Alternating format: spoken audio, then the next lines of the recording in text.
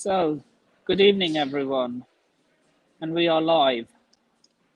And this is going to be the preview for our home fixture against Manchester United. And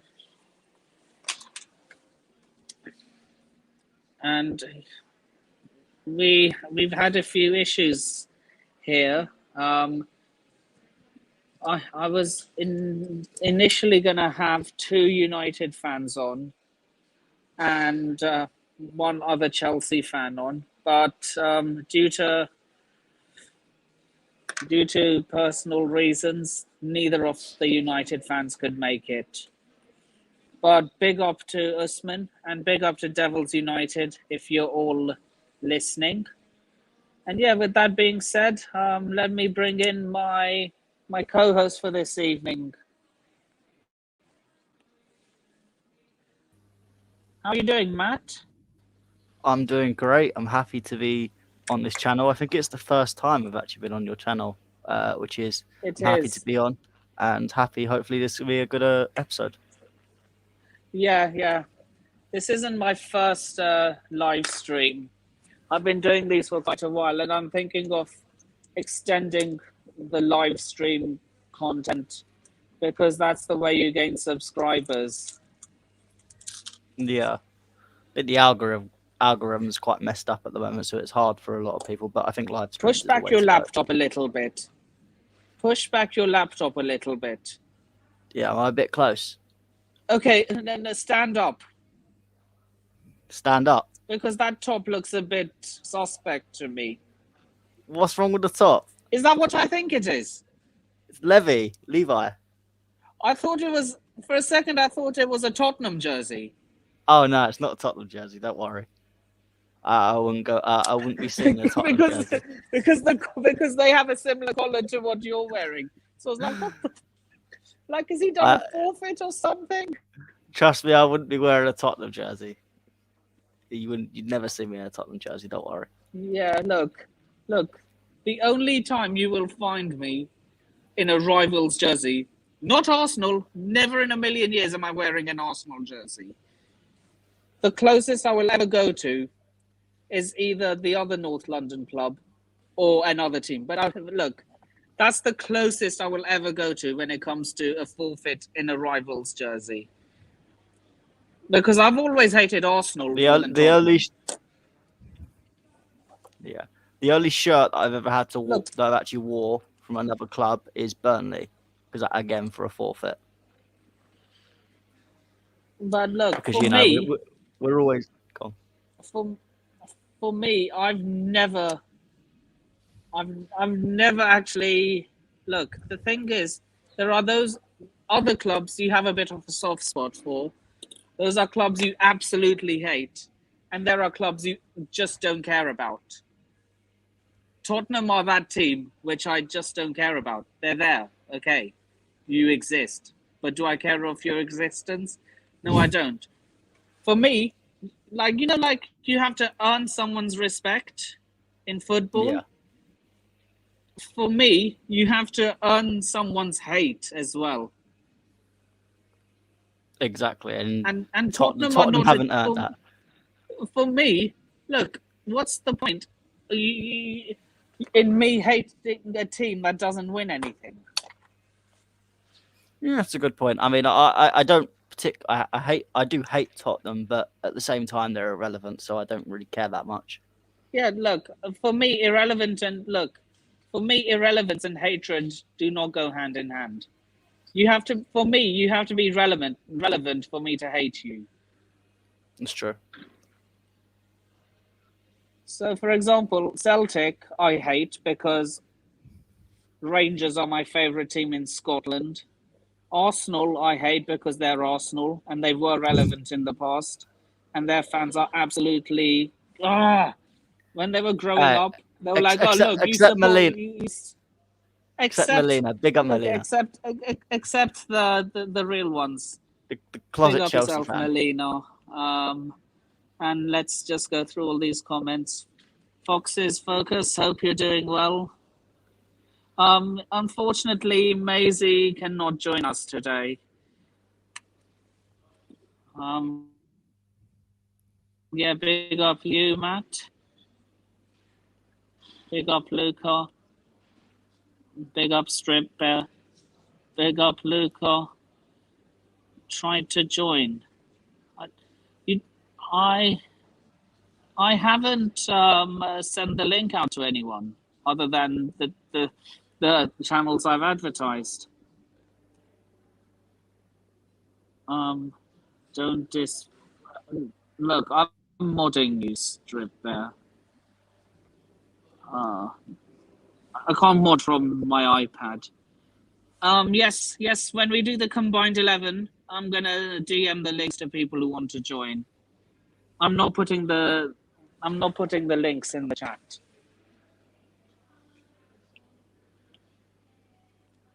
I can't because I'm on my iPad.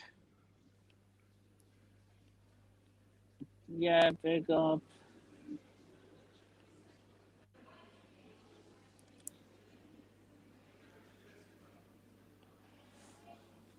I will mod you when I get home, okay? I can't do it on my iPad.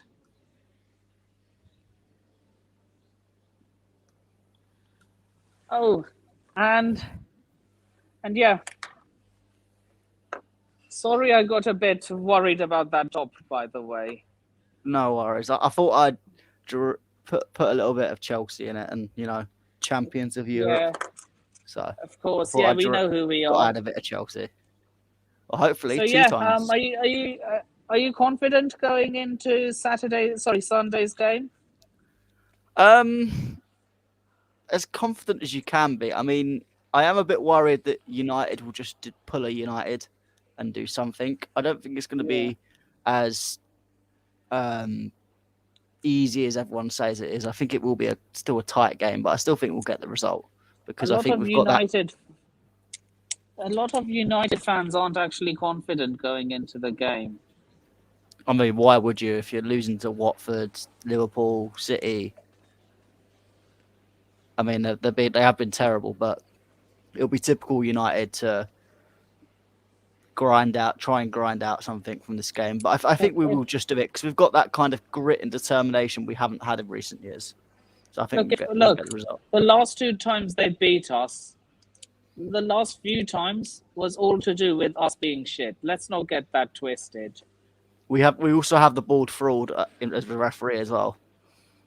Oh, look, Anthony Taylor. Look, he can go and do one for all I care.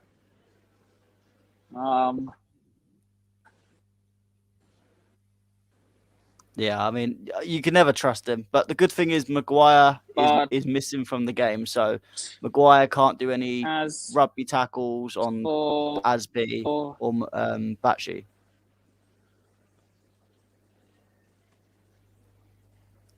That would be a good thing for United fans. That's a good thing for United fans. Sorry, so again, you bugged out a little bit. But then again, it might not be because for some reason he always morphs into prime Beckenbauer whenever he faces us. And he's also just a cheat. Always seems to morph into prime. He's just a cheat as well. When he plays against us, he cheats. Yeah. So I'm happy that he's not on there to cheat. I can't wait to see a bit of McFred and see Ruben Loftus-Cheek destroy that midfield. I can't wait to see that either. I mean, I would love nothing. Look, if there are 2 teams I always want to beat, it's Arsenal and Man United. Yeah, I hate losing to Man United because the problem is we talk about Arsenal fans being bad and Man United fans are worse. They seem to have this arrogance that they are this big team, that they've been this big team and they'll always be this big team no matter what, and they've got this superiority over everyone else, but they haven't. They really haven't. They've done nothing in 8 years. They are coming. they're coming to the point where they're going to be irrelevant again. I mean, look, if we win the Champions League this season, we have the same amount of Champions Leagues as United do. Yeah, look, I don't see United winning the Champions League anytime soon. I don't even see them winning the Prem anytime soon. But I've got to admit, Ralph Rangnick is one heck of an appointment for them. It's sensible. I didn't expect Man United He's basically to be the Yoda. Look, neither did I. And they chose the completely wrong time to sack Oli. They should have let us finish the job. To be fair, Carrick is the same as Oli, so I'm not bothered in that respect. Because Rangnick won't be available for the game, so I don't think it matters too much in that respect. But for Rangnick, it depends on what his consultant job is after he goes up into the board. Because if it's just an advisor, then I don't see him getting much say because Ed Woodward will still have the majority of the say and it will be same old United. If he becomes director of football, that's when I get worried because he'll probably bring in a competent manager like a Ten Hag. I wouldn't be surprised if they bring in Ten Hag at the end of the season. Because under Ralph Rangnick, Ten Hag would be amazing. That would scare me. That would be the one thing where I'd go, Man United could be a big club again. I mean, Pochettino, I don't care because he's a serial bottle job. Zidane is a celebrity manager. He hasn't proved it for me.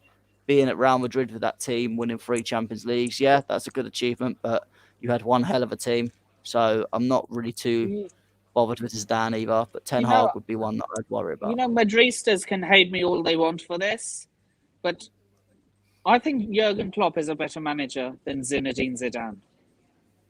Jurgen Klopp is a great manager. I think the job he does at Liverpool, considering they don't have much money, I don't think their board is actually run that well. And Jurgen Klopp has had to he's had to deal with a lot of stuff. I mean, they signed one player this summer, and that was a backup centre. Look, I can't be the only one who thinks that Zinedine Zidane doesn't do the same job as Jurgen Klopp. Zidane is very much overrated. Yeah, that's what I'm saying. And I get a lot of shit from Madrid fans and French people for saying that. But that's the thing. We talk about Man United fans are on their high horse. Real Madrid fans are at the top of that high horse. They think they're some superior team. All right, yeah, they've been a very good team. But, I mean, it's all I don't care about history. It's about it matters about what you are now. And Real Madrid, and they weren't that threatening. It was Benzema basically last season that was threatening for Real Madrid. Apart from that, we battered them. We were fine. Even with Benzema up top, Christensen and Rudiger had him in his back pockets for for majority of the semi-final. Yeah, I mean, if they want to be backed by the government, that's fine. That's the only way they get the success because they're backed by a government. We all talk about, Newcastle are going to be backed by a state. Man City are backed by a state. PSG are backed by a state. But unofficially, so are Real Madrid because they're backed by the Spanish government. So they've always been backed by a state. So that's why they're the biggest. That's why they're the success story.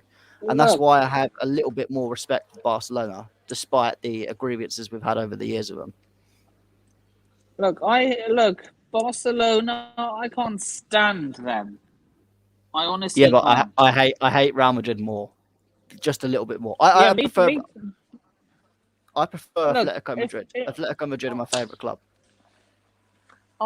In terms of fun. I had to deal with there was this Real Madrid fan on Twitter who just literally hates the Premier League and everything about it. Like they say, of course they do, because they're jealous. They just hate the Premier League. Like they say, I would say, like they just think of excuses to hate on the Premier League. Like when like when you're losing an argument, You just think of excuses. That's Real Madrid fans. They will find literally any excuse to hate on the Premier League. Yeah, I mean, to be fair, I mean, look at the Premier League. We're getting a £2.2 billion TV deal just from the United States, just for one TV deal from the United States. La Liga are not getting anywhere near that. The only reason Barcelona and Real Madrid can compete is because they take about 80% of the TV funds, whereas we share it out a bit more equally in the Premier League. But we're a competitive league, and that's why the La Liga president is now trying to incorporate things that are similar to the Premier League to try and create that, because La Liga are way behind. When we talk about the top 5 leagues, for me, La Liga is 5th in that. You've got, I think, Really? You think? Barcelona are nothing. Atletico Madrid are a shadow of what they once were, and Real Madrid are very much an average team at the moment. I mean, look, they're getting beaten by Sheriff in their Champions League group. They should be smashing that Champions League. But mind you, group, they did thrash them in the return fixture. Yeah, but you should be smashing that group. The old Real Madrid would take 18 points from the 6 games. They'd take 4 points in the group stage because they were the big team, but they're not a big team anymore. I mean, look at last season. You know, you're going to get a lot of hate. You're going to get a lot of angry Real Madrid fans in your DMs now. Bring it on. There's my Twitter handle. Bring it on. I'd love to debate this. I look at Sevilla. We absolutely smashed Sevilla. We look at Atletico Madrid. Comfortably beat Real Madrid after we were all scared. And that was during a very tough run under a new manager. Real Madrid comfortably beat. Villarreal comfortably beat in the Super Cup. What else can I say? We just dominated the La Liga in the Champions League in Europe more than any other teams. Honestly, German league is better. Obviously, it's mainly run by Bayern Munich. Bayern Munich beats all 3 of them teams. PSG beats all 3 of them teams right now. Even Juventus, I know they were poor against us the other day, but Juventus beat Barcelona. They beat Atletico Madrid. Real Madrid, it might be a tight match, but I think overall the Italian league is much more competitive and is producing better players than the Liga at the moment. Yeah. It's just a dead league. I don't like it at all. It's on the downhill. It's on the downturn. Barcelona ain't coming back for years, and it's going to be up to Real Madrid to get all these Galacticos next season to try and prop it up again. Look, I just think I'm going to get a lot of stick from Real Madrid fans and from the French for saying this, but I think Zidane is just avoiding United so that he can stat pad. Honestly. Yeah, he's going to go to PSG and he's going to stat pad. He's going to try and stat pad because he knows he can win that league. Because he's French, the PSG board will be happy with him. The PSG fans will be happy with him. He may win a Champions League eventually, but honestly, I don't think PSG are anywhere near it at the moment. I mean, they've got Messi, Neymar, and Mbappe, and they still are not doing that great. They're still struggling. I mean, that team, you should be winning. You should be dominating Europe with that team, but they're nowhere near. I mean, honestly, if we went and faced them, I honestly think we'd beat them quite easily.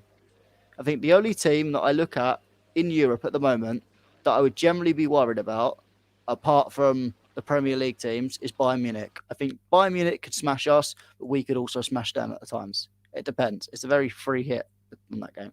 Mate, if you're a big team, if you're a big club,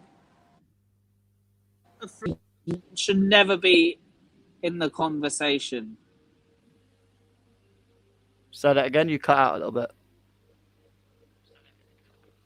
I said this word is going around quite a lot among Arsenal and United.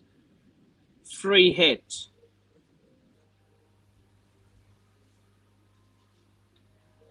Yeah, but that's the thing. They're not big clubs anymore, so that they're approaching this game like a small team, because for them that's what they are. They're a small team now.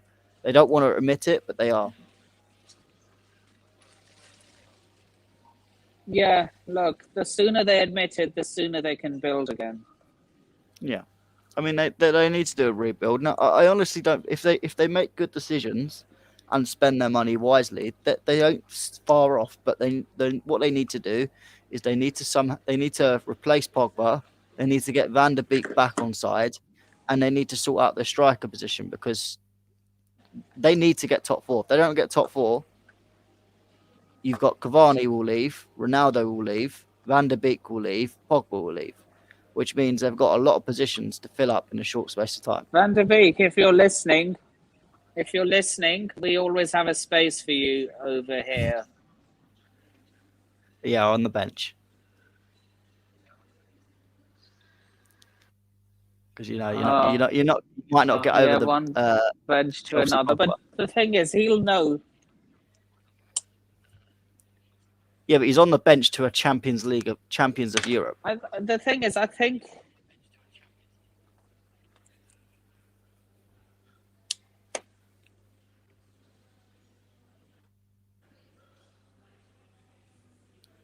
I'm not overconfident. Yeah, he won't leave now. Reese is right. Yeah, I don't know. Depends. He might just be generally fed up with how the club is. Reece. It depends on what. If he was primarily annoyed at Solskjaer, then he might stay.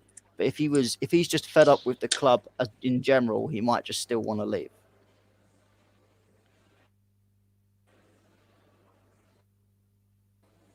I honestly think it was just Ollie. Yeah, I mean we'll see what happens. I think it depends on what offers comes in, and we'll see what happens.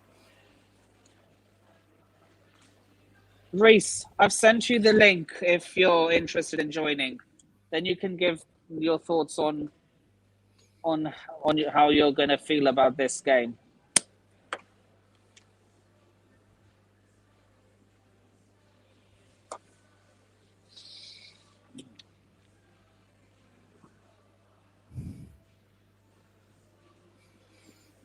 The technical. Yeah. I don't know who you're talking about, but Van der Beek is a good player. I don't know why he's never started at United. It's a bit criminal to me because McFred is honestly one of the worst pivots. They don't get into. I don't think any of them two get into a top 10 Prem team. You're right. Maybe I don't you could even stretch it top starting 15. for a Premier League team. No, they start for Norwich. You think?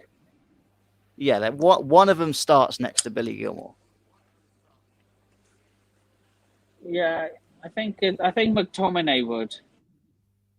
Yeah, I mean, Fred's a weird player. I mean, the fact that they spent 52 million on him just makes me laugh for it now. We spent less on Kante, and they spent 52 million on who, which is basically the Brazilian McTominay. I mean, McTominay, I can understand. He's a Man United kid. I don't know what their academy is. Carrington. It's a Carrington player. Doesn't have the same tune as Cobham, but there you go. But yeah, I mean, I can understand why he might be a little bit protected in that. But Fred is just honestly. Look, I don't know.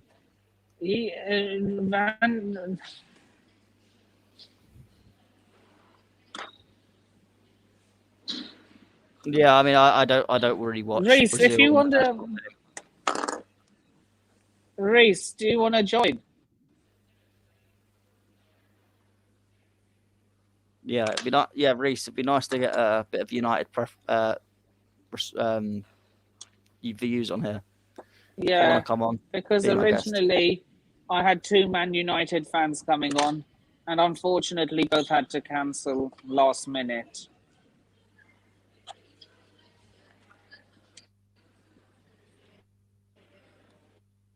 So yeah, the team news. I've heard that Lukaku should be back in the squad at least. Yeah, I think Tuchel mentioned he won't start though.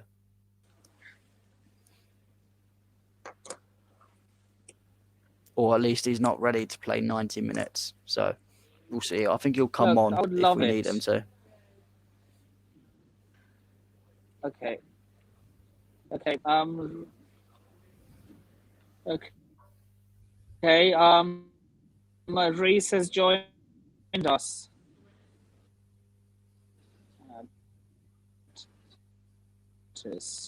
How are you doing, Reese?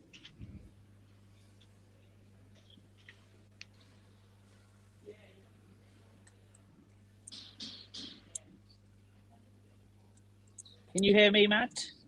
Yeah, I can hear you. Matt, can you hear me? Yeah, I can hear you. You're fine. Can you hear me? Okay. Yeah, I can hear you. It might be. Yeah. Reese, can you hear me? You might be on mute. He might be sorting out the audio settings because that's sometimes should. Yeah. And the elephant in the room, Ben Chilwell, injured. Yeah, I mean, we're gonna have to wait and see on that because obviously it didn't, for me, when I saw it, it didn't look too much of a bad injury, and it wasn't like a Kurt Zuma ACL injury where it was obvious that it was completely torn. I think we just have to wait to the end of the year and see what happens in terms of his injury. I don't think it's a full tear. I have think two Reeses in here. Yeah, boot one of them out. Which device are you using, Reese? I'm on my phone. Just boot the one on the left. Yeah, it's gone. Okay, you've done it. You've removed to be yourself. fair, I didn't do it. I think it's just gone anyway. Maybe I did it without realizing. Yeah. No. The only reason my camera was off because I was out trying to fix my gazebo because it got flung off. It got flung off because of the weather. Oh, Stormar went. Aye, we've got up here as well. Yeah.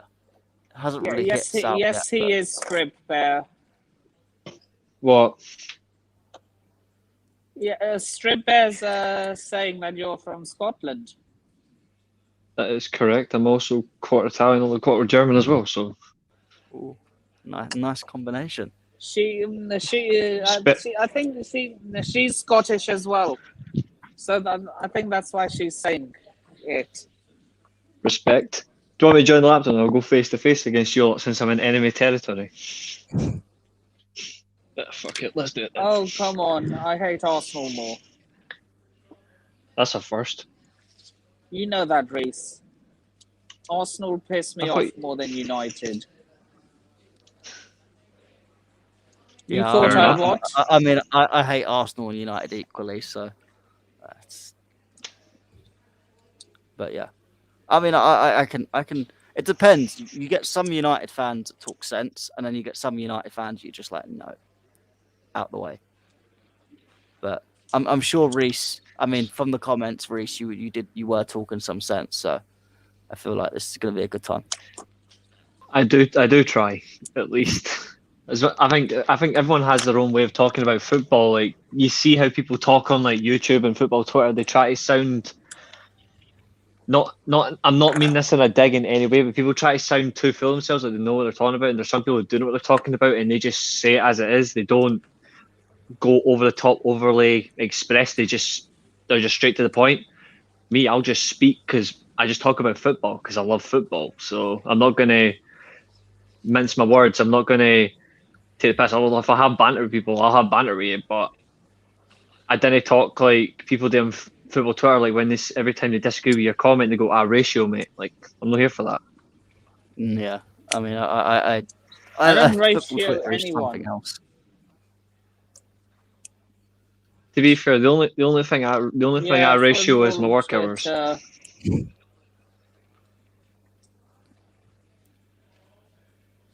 Yeah, for me, I had a lunch. For me, I had a lunch service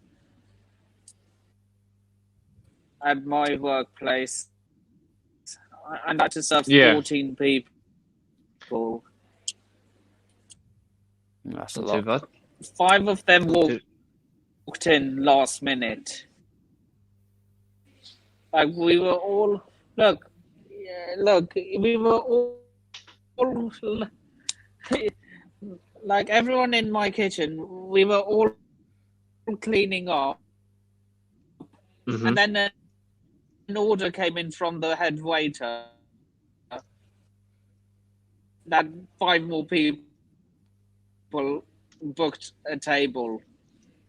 So Yeah. I was like to my chefs, get back to work. We have 5 more tables. Yeah, the kitchen On is a your end, unit, injuries. so you got to be working together. Mm-hmm. Yeah, look, it's one of the most frustrating things to happen. Stripper, I'm definitely no for Falkirk. I can tell you that for a fact. I'm no for Falkirk. A shithole. Yeah, I mean, to be fair, I don't know much about in terms of geography of Scotland, so God knows where. Scenery, I only scenery, know hills, green. That's all it is. Yeah. It's Anyway, just hill. It's just hills. yeah. Reese, are you confident for the game tomorrow or Sunday, or are you worrying? I'm going brutally honest. I'm going for a draw.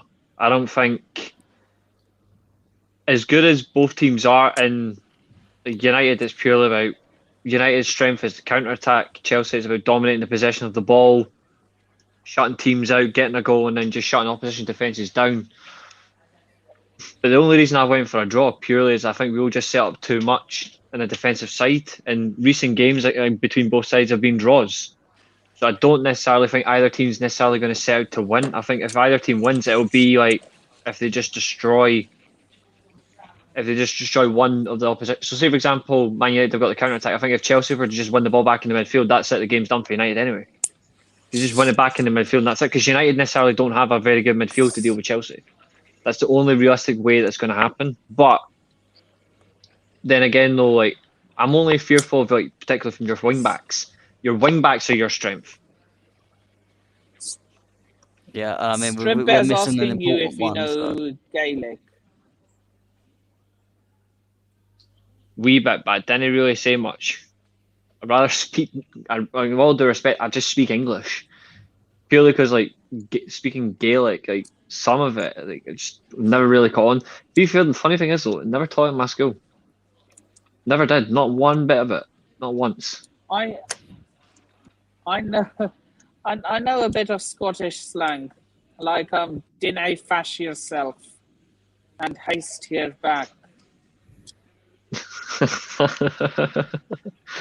Not bad. Not bad. Not bad. Not bad. You can also just call them a wee bobag or a wee fanny. Yeah. So yeah, I look. We always look. Both sets of fans hype this game up so much. Some United fans are confident, saying that they're gonna win. Some Chelsea fans are gonna say they're gonna win. I'm gonna be brutally honest. I see nothing. This has 0-0 written all over it. I can see I've got it. 1-1 draw. I've got 1-1 draw, but I Honestly. wouldn't be surprised. I wouldn't be surprised if it's a 0-0 draw. I wouldn't be surprised. I'd actually be all right with a 0-0 draw.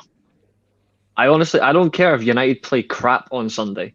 I honestly don't care if we stink the place out. If United turned up to Old Trafford, played 11 men behind the ball, parked the bus, nicked a goal and got a draw, honest to God, I honestly wouldn't care.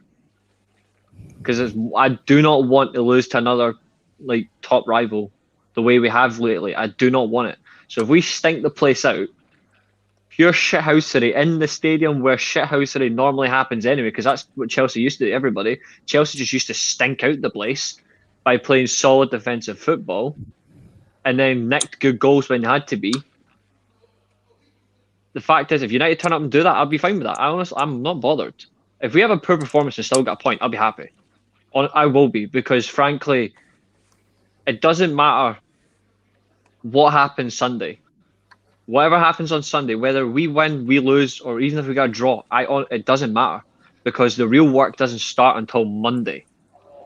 The real work starts Monday. If we get a decent result against Chelsea, honestly, I will be happy. Because they're the team I honestly cannot be arsed with another draw against Chelsea, because the amount of draws we've had lately is a pain in the neck. I want us to win. Don't tell me you hate us more than you hate Liverpool. Absolutely not. Absolutely not. I just can't stand Chelsea, but I hate Liverpool more than anyone. You still haven't answered my question, by the way, Reese. Which who one? do you want to see bottom? Like, if Liverpool and Celtic, I know you support Rangers, so if Liverpool and Celtic faced each other in a final, who would you rather see bottle it? Who do you want to see bottle it more, Liverpool or Celtic? I'd rather see 22 broken legs. I'm not giving you the answer. I'm not giving you the answer purely because I despise Celtic by passion and I hate Liverpool. Like, I hate them both. I'm not choosing. I hate both of them equally. I just can't. Yeah, really? I can't stand either. So you don't hate one more than the other? Well, considering the fact that the two teams I'm associated to, I hate them both. But the only thing is, though, when it comes to Celtic, I don't hate them from a sectarian reason, which I know some do. I hate them purely as a rival. Liverpool, I hate everything about them. But if you asked me who would I want to see bottle a final between those, but if you asked me who would I want to see bottle a final between those two, I would rather die. Honestly, God, I'd rather die than see a final like that, because it would be it'd be sick, because it didn't matter what happened, I'm losing out anyway. So it's painful enough. So it's a double-edged sword, basically, for you. Yeah. It is. It's a double-edged sword. That's what it is, and it's a nightmare on Elm Street. And no the way I would prefer it. I prefer good nightmares. Yeah. Like Scarlett Johansson popping into a nightmare and then just staying there and turning into a dream. Not this rubbish about Liverpool and Celtic in a final. I don't want to die. Yeah, in the same way, I would never want to see Arsenal and Celtic in a final either.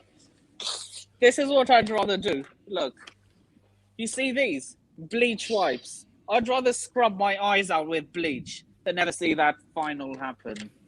Arsenal and Celtic.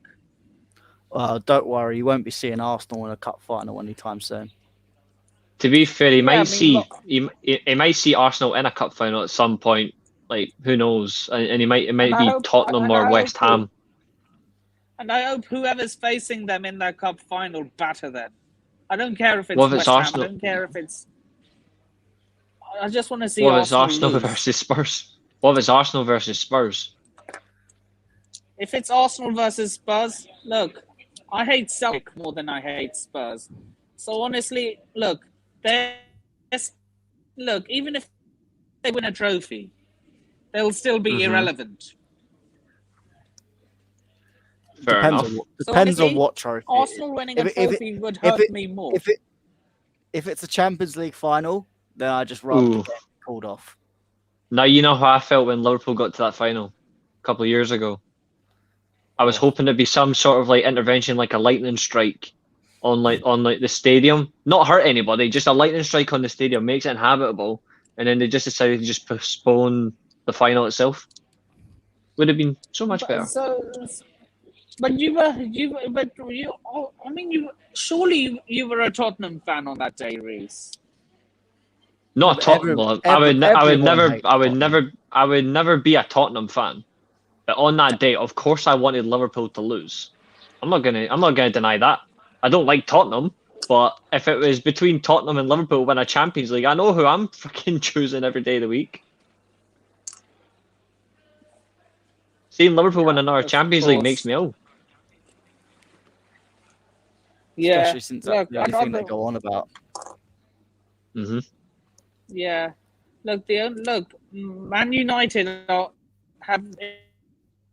look. Even a lot of fans admit this, but Man United are a bigger club. They're the biggest club in England.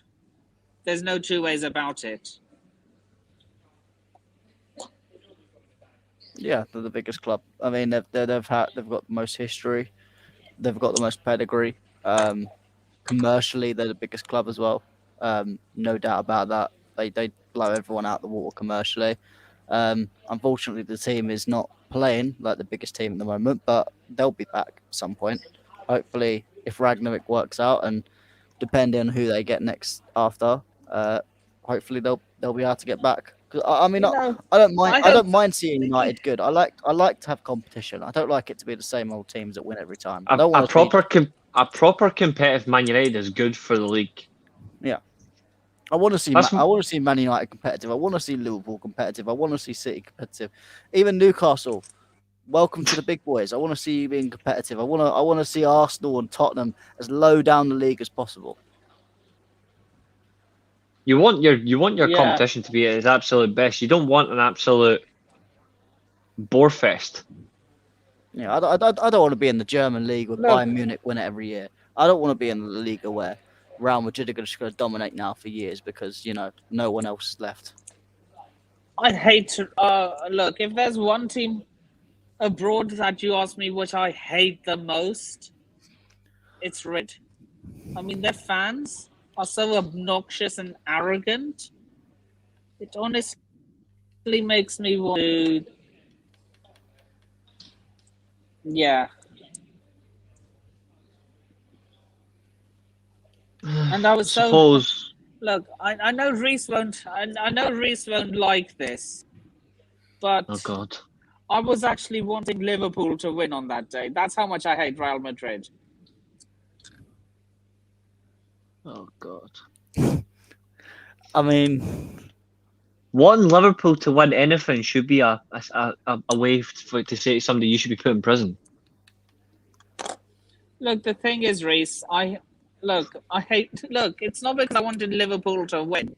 It's because I wanted Real Madrid to lose. I mean, to be fair, they have so many Champions Leagues. I don't really care if Real Madrid wins another one. Yeah, that's the only one they actually give a shit about. They don't care about their domestic league. Liverpool are catchable. Liverpool's 6 trophies are catchable. So I'd rather them just keep losing and Real Madrid just keep winning. Mm-hmm. Nah. I don't like that much domination from. Look, they're corrupt to the core.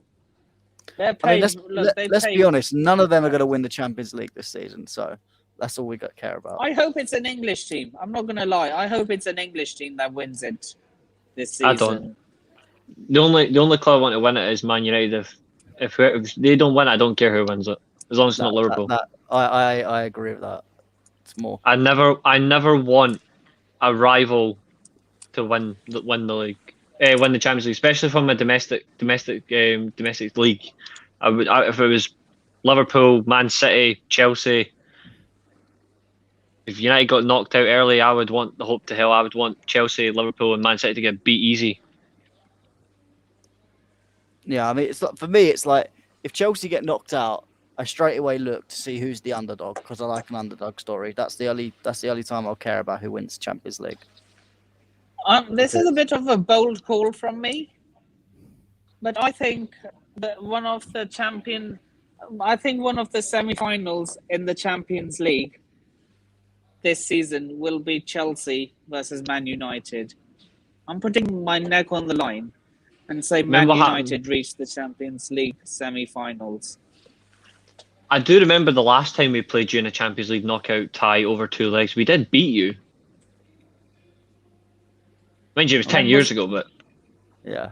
I swear the last time we played each other in the Champions League was when John Terry slipped on his arse. 2011 Champions League season when we got to the final. We beat you in the quarterfinals.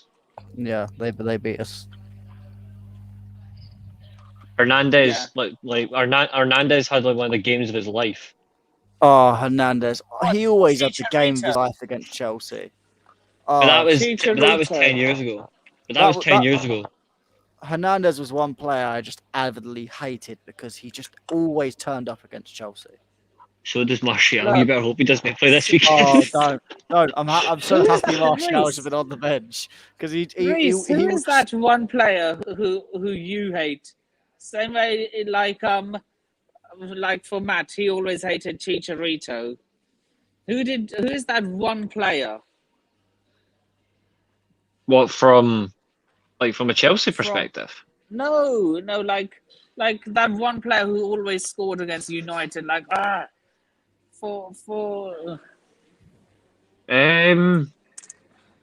wouldn't say really for just scoring against Man United, but I think just a particular player that I just hated playing against us. I'd probably have to say Thierry Henry. The early 2000s, he always caused United problems with his pace. The goal he scored, like the volley that he did on his own, like the 1-0 win says it all.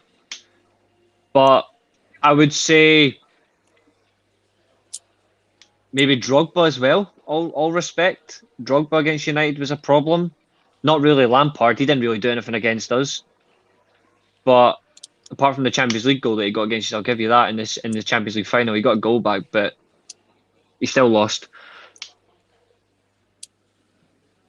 It's more or less Drogba. It's more or less from Chelsea's side. It's pretty much just Drogba that really annoyed me. Hazard was a good player for you lot before he went downhill.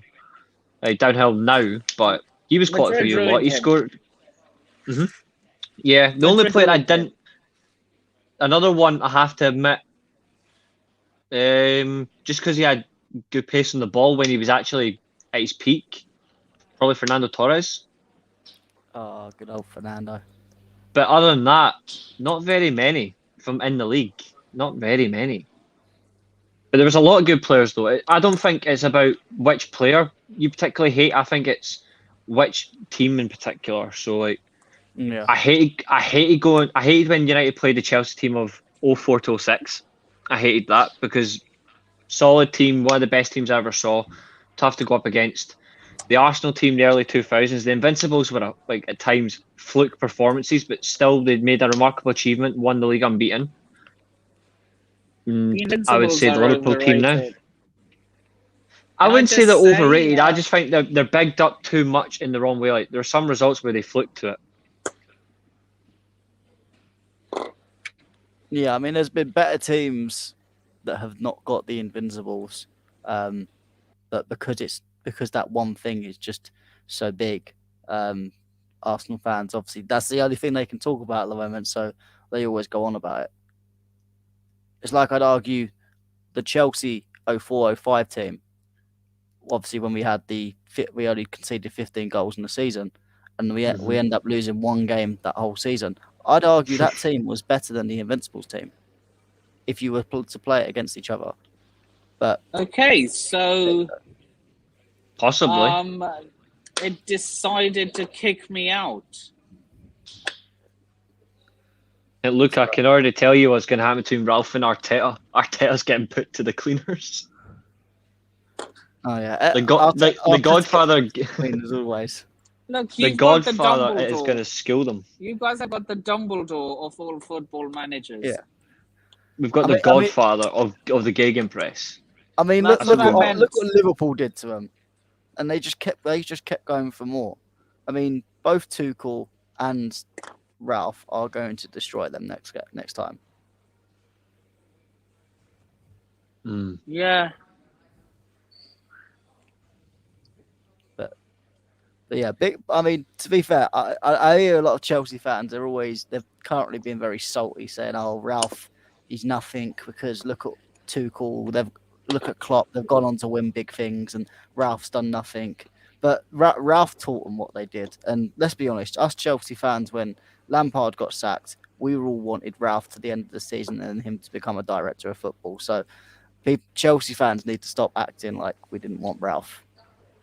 Because I think as I said before, he's a sensible signing, and I didn't think United at this current time would make a sensible signing. But there you go. So I'm now. He's a signing we should have made 2 years ago. He's a signing we should have made 2 years ago. I'm just intrigued to see how it goes now. The only way is up. I honestly believe that. I'm a massive fan of Ralph Rangnick. He's one that I actually enjoy. Yeah, I mean, he plays a good style of football. He's an intelligent manager, and hopefully he can build more than just a team of you, but he can build that structure that you're missing upstairs. Yeah. Luca, I can guarantee you will not beat You won't. Thoughts on no this way. comment, Reese? Not going to happen. Well, is he an Arsenal fan? Sadly. Oh. Arteta's at the wheel for you lot. Like he's not gonna beat Ralph. I'm sorry. Like, no. Yeah, he is the new Ollie. Everyone just wants Arteta at the wheel. No, just keep him now. Yeah. Yeah, just keep him. But, look, we're all Arteta in here. We are all Arteta in. I mean, you heard what Arteta said. He's that worried that he needs Arsene Wenger to come back to babysit him. Yeah. To be not really a bad thing, but he does need. He needs to do. He really needs to grab. If he really wants to succeed with this team, he really does need to actually take it by the horns and actually put his own identity. But then again, does he have an identity? I'm going to say no. No, it's just he tried. I think he tried to copy Pep at first, and it didn't work. And then he's tried to be defensive. I honestly, he just mixes and matches every time. Mm-hmm. He's clueless. He is genuinely clueless. Not really. He seems to have good dress sense. If we sack... Yeah, he's and a good fashion model. I wouldn't be surprised if we sacked Tommy Tuchel before you guys before Arsenal sack. Oh God, Mikel. Yeah, but that's because Chelsea. I don't think Chelsea will sack him. I don't think Chelsea will sack Tuchel. I mean, neither do I for some reason. I wouldn't want them to, but I'd never count Chelsea out of doing something. It wouldn't surprise me though. It wouldn't surprise me that. I mean, I've come to learn that no one is safe at Chelsea, no matter what you've done. So yeah, we'll see. I think he will stay here for a good period of time, but I think he will go. But hopefully, for me, I don't really mind as if it's who Chelsea will have planned after.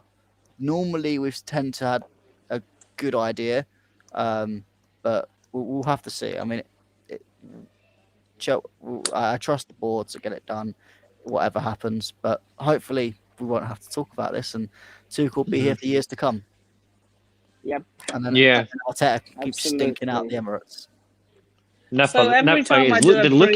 Has Luca actually said he's confident next week? The other day you weren't. What's changed?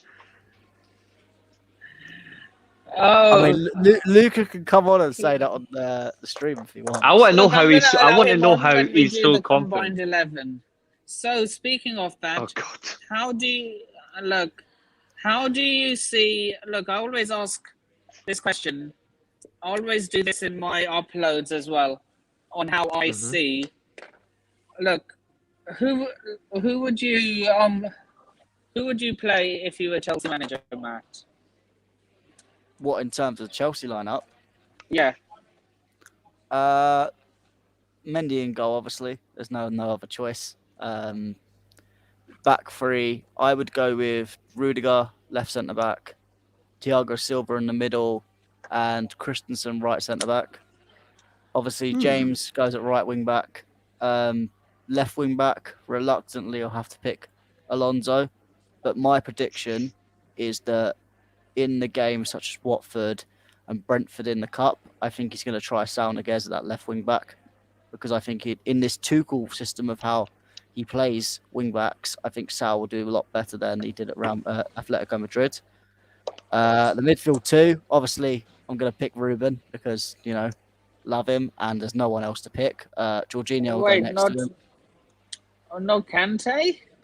Well, Kante's not going to be fit. Kante's out. He got confirmed today. Yeah. Kante's out, and then obviously Kovacic is out as well. So unless anyone wants to put Ross Barkley there, which I'd highly doubt, because otherwise Man United will be winning that game. I like what you did there. Bond was sparkly, man. And then the front three is kind of hard to pick because it could be anyone. I don't think Lukaku will start, judging what Tuchel said. I think he'll come on if we need him. I think he's going to go. I would go Werner on the left, Callum on the right, and then Pulisic up front. But Pulisic and Werner would interchange a lot between the false nine and the left because that front three will be quite fluid throughout the match. Right, and as for And as for what I think, I think Tuchel will put Mendy in goal. I think he'll go with the back three of Asby, Rudiger, and Christensen. I think he's going to rest Silva for some reason.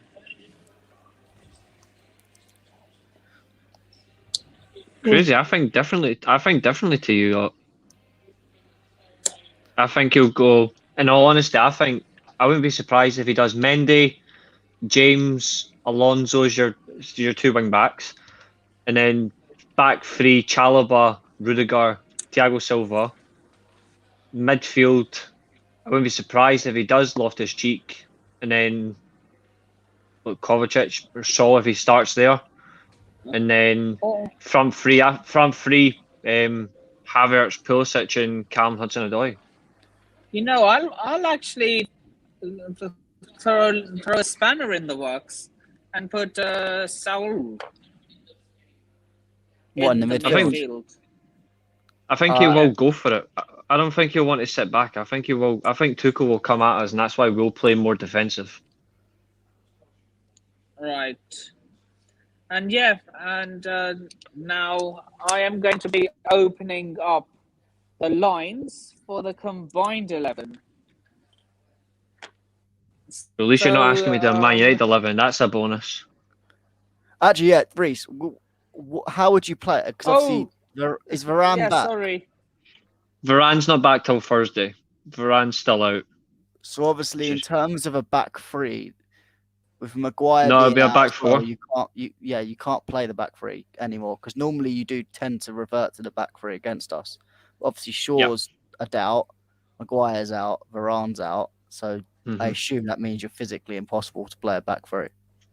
Yeah, physically we are. We'll probably play. No doubt it'll be De Gea, Wan-Bissaka, Bailly, Lindelof, if fit Shaw, but I don't know if he's fit, so Tellez might start, and then I'm hoping he doesn't play free in midfield. I'd rather he went diamond, but if he goes free in midfield, I think it'll be Donny and Fred, and then he'll play front four: Sancho, Bruno, Martial, and then I think he'll play Ronaldo. But I would rather he went diamond in this one and just put four midfielders in there.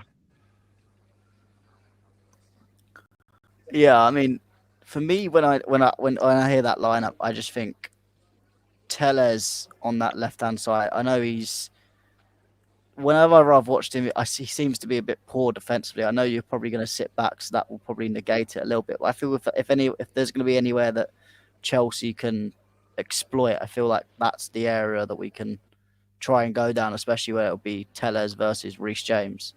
Tellez can't defend. Yeah, I'd be worried because Tellez can't defend. Yeah, it just and then it depends on who's on that right side. Do you not think Ragnick will do something about that with Tellez, though? Like improve his defending? Well, he's very hands-on in coaching, so I wouldn't be surprised, but he's already said Shaw's not Man United material. He's already said it before that Man United should sell Luke Shaw and get a better left-back. He's already said that before.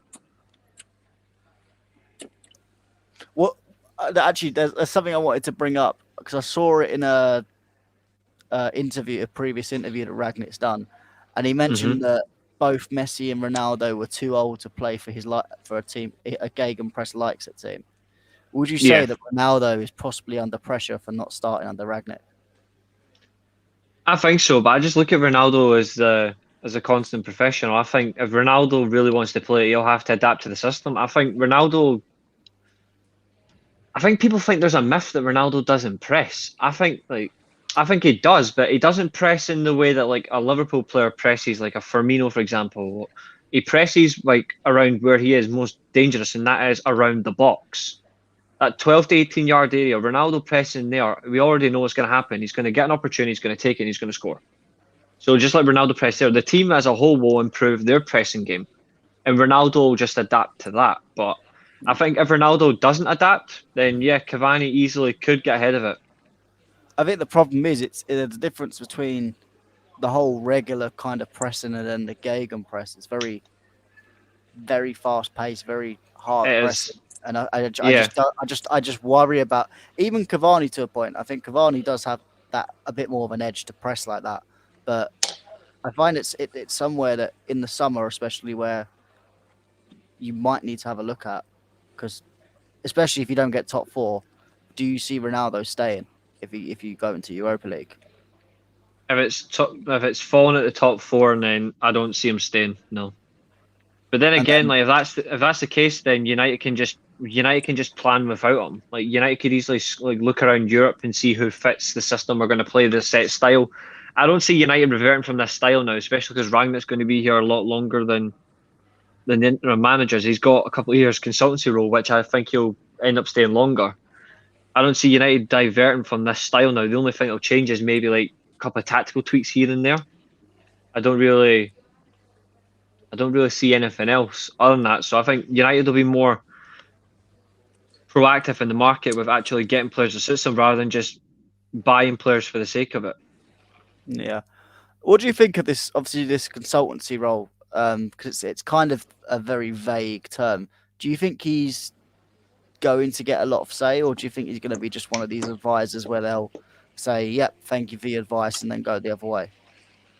I think based on how it is, like he's going to have the say on the next manager, but I think Myrtle's going to run the other like operations elsewhere. I think Rangnick's actually going to be pretty much made the sporting director or general manager type thing, like Paratici is at Spurs. He's going to be given the control to actually do things, like run the football side, and I think Myrtle will run elsewhere. And to be fair, why wouldn't you? Like the knowledge that Rangnick has, I would definitely exploit that by making him the sporting director or director of football, whichever one you want to do. So yeah, I do agree. It is vague though. I do agree though. The problem is it's just typical United that they bring him on in that consultancy role to please the fans, and then actually he doesn't actually get much of a say, and Woodward's still kind of controlling the main runs of the club. Woodward actually, funnily enough, like came out today saying he was willing to hand that power over towards him because it's somebody who knows the football side that they want to do that. Richard Arnold came out and said as well. He says he doesn't understand football. Funnily enough, I'm not surprised, being a banker. He's came out and said he doesn't know football. He doesn't want to be as a learner on the job. He wants to delegate that control to people that actually know what they're doing. So he'll just run the financial side in the marketing where he's at his strongest. So you're going to see United actually being run like a football club for a change. Yeah, and that's a lot more scarier because obviously you do have the commercial power that blows most teams out of the water. So the footballing aspect. You have now been made a mod. Who is Stripmod trying to kill? I'm reading the comments. Like, what the hell's going on? Oh, I don't even know. I'm so confused because we're busy talking about football and they're talking about killing. Like, I'm like, what the hell's going on? Like, are we part of like a scary movie? Because I feel like I didn't get my contract signed. Yeah, I don't know. Comment section sometimes. I look down. I'm like, I don't even know what's going on. I mean, it's better than some other channels. At least there's no Calamonte and Doyle stands. Do you think? Oh, I agree with you at that one. But they frustrate me. So what are your thoughts on?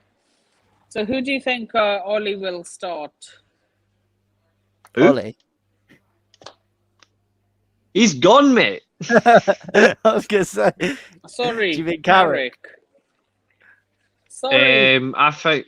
So it's all right. It's all right. Yeah. I think it'll be sort of a similar system to how we played against Villarreal. I think it'll still be the same, like 4-3-3, like 4-2-3-1, like hybrid, like that he played, like he was changing up in the game. The only thing is, I think he might take Van de Beek out the 10 role and put Bruno Fernandes in. I don't know if he'll play Van de Beek in that pivot role, or he'll stick like with like say Fred, and I think Fred will start, but he might play Matic there. I don't know.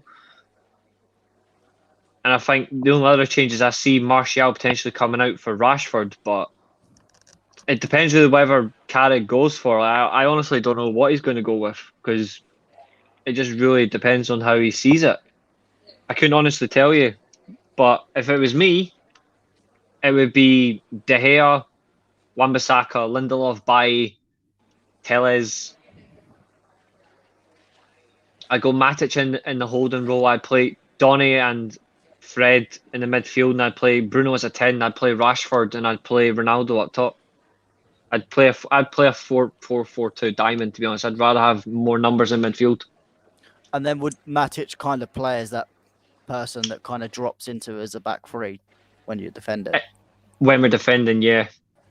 Yeah, because I've always been a bit confused why Matic doesn't play a bit more for you. I understand of his age and he can't play every game, but I think in terms of a defensive midfielder, he's so much better than what you've had. Yeah, absolutely. He's a good player. I like Matic. He's just unfortunate that he doesn't have the one thing he really needs. He doesn't have legs. Yeah. I mean, to be fair, when he was at Chelsea, he kind of struggled with that anyway. Mm-hmm. Yeah. That's the overarching reason why we kind of sold him to you in the first place. To think you haven't won a league title without him, no sense. That's weird. Yeah. Well, the problem is the replacement for him was Bakayoko, so that kind of gives you your reasoning behind it. And then after that, we haven't. He's doing all right in Italy. Yeah, that's where he should belong. But after that, we haven't replaced Matic yet as a defensive midfielder. We bought Jorginho as a regista, but that's a different position. We actually haven't bought a defensive midfielder since that time, and that's still what I think we miss, because we're in this back three at the moment, which is working out, but we do not have the ability to move to a back four because we don't have that solid defensive midfielder. Judging by the way he's playing, though, he seems to favour the fact that Reece James as a wing back. I don't think you'll be changing that back four anytime soon. Yeah, I think the thing is though, Tuchel is very flexible. I think he can. There's as he always he said in one of those press conferences, it's not really about the formation to him. Three personnel, at the back, four at the back. It's more about how he plays, the style that he plays. So often we used to see that the back three, one of the wing backs would move up, and they are almost players, midfielders rather than wing backs. So at times we do end up playing a 4-4-2 or 4-2-4 in transition. So it's not just a simple 3-4-3, and that's why I always get very frustrated when people say Chelsea are a defensive team. Chelsea don't score a lot of goals. Yes, we don't score a lot of goals, but it's not because we're a defensive team. We just miss a lot of chances, and that's what we've been doing for a long time. But recently, we've luckily been at times putting them away. But yeah. I think people just look at the back three and get that kind of negative stigma from managers like Conte who use it in a completely different way. There's nothing wrong with your system. It's how you coach it. You can play a 3-4-3 and be a very offensive team. You can be a 3-4-3 and be very defensive. It's just how you coach it. Exactly. People just have poor perception. You're right. Yeah. I mean, as I said, like Tuchel he says our wing backs are not wing backs; they're wide midfielders to him, and that's why they end up going up and scoring lots of goals, because they play they play so far up the pitch. I mean, there was on the stats that said that Reece James's average position in the match against Juventus was higher up than what Mane's was in the Liverpool game. And I mean, that wouldn't make sense. Why normally you'd be like, why is your wing back playing higher than Mane? He shouldn't be doing that, but it's the system he plays. Our wing backs are important to getting us up the pitch, and that's why I think, in terms of the game tomorrow, I feel like Reece James against Tellez could be that overarching difference, especially with Rashford, because I felt when Rashford's played on that left side, he hasn't really been defended a lot. So I think if you've got Rashford not helping out Tellez defensively poor, I feel like that mixture of whoever's going to be at right wing and Reece James could really punish that side. And I think that could be the overarching difference that helps break you down, because you will play defensive. It will be very tight. I do predict Ronaldo to score, because it would be a typical Ronaldo thing to do. And then I think we will just nick it 2-1. Yeah, I get where you're coming from. Like I do agree, accept the result. But I do agree with the game. I think that's how United will approach it. I do agree. I think United will be very tight, and I don't blame them. Yeah, I mean, if you're going and losing against 4-1 against Watford, you've got nothing. You can't do anything else but try and be tight and compact. Yeah, exactly. And Nippin, did you want to do the combined 11 now, or? Right. I have sent the links to everyone who wants to join. Luca, I'm gonna send you the link. Oh, an If you Arsenal want to fan. join. I'm gonna need vodka. Yeah. I mean, we can out talk any Arsenal fans. That's a good point. I don't mind if Melina comes on, because I can banter Melina quite well. Oh, anyone can banter her because she's all right with it. Yeah. I mean, she's a closet Chelsea fan anyway. Nah, she just loves Kante to Arsenal fucking Man death. United preview, shall we? Or let's not. I love bantering Arsenal. It's one of the funnest things to do. Partially because it's really easy. Okay.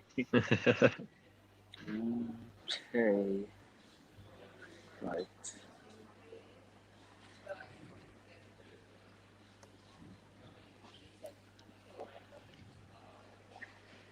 Nippin, did you want me to do a shared screen for the combined 11?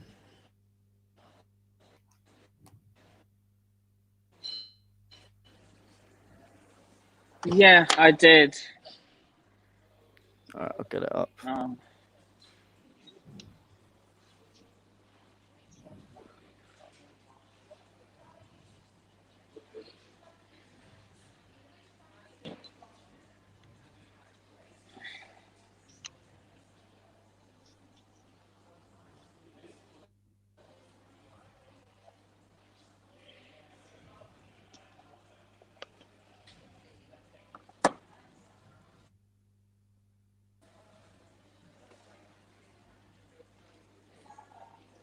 Perfect. Okay. On. Right. Can you see that fine? So, Luca, I've sent you the link if you want to join. Just get that ad out of the way. So, I mean, in terms of this combined 11, are we doing it on form or just general ability? I think you got to do it on form, to be honest. I feel like general ability will give Reece a bit more of a chance of having a few United letters in, but yeah, like a certain number 10, a better centre back, a striker, and a winger. Aye, probably. What formation are we gonna do? Because obviously we do play different formations. Just put it as a 4-3-3, probably. Just balance it that way. Yes. See if we can get a one with a cam, because I know.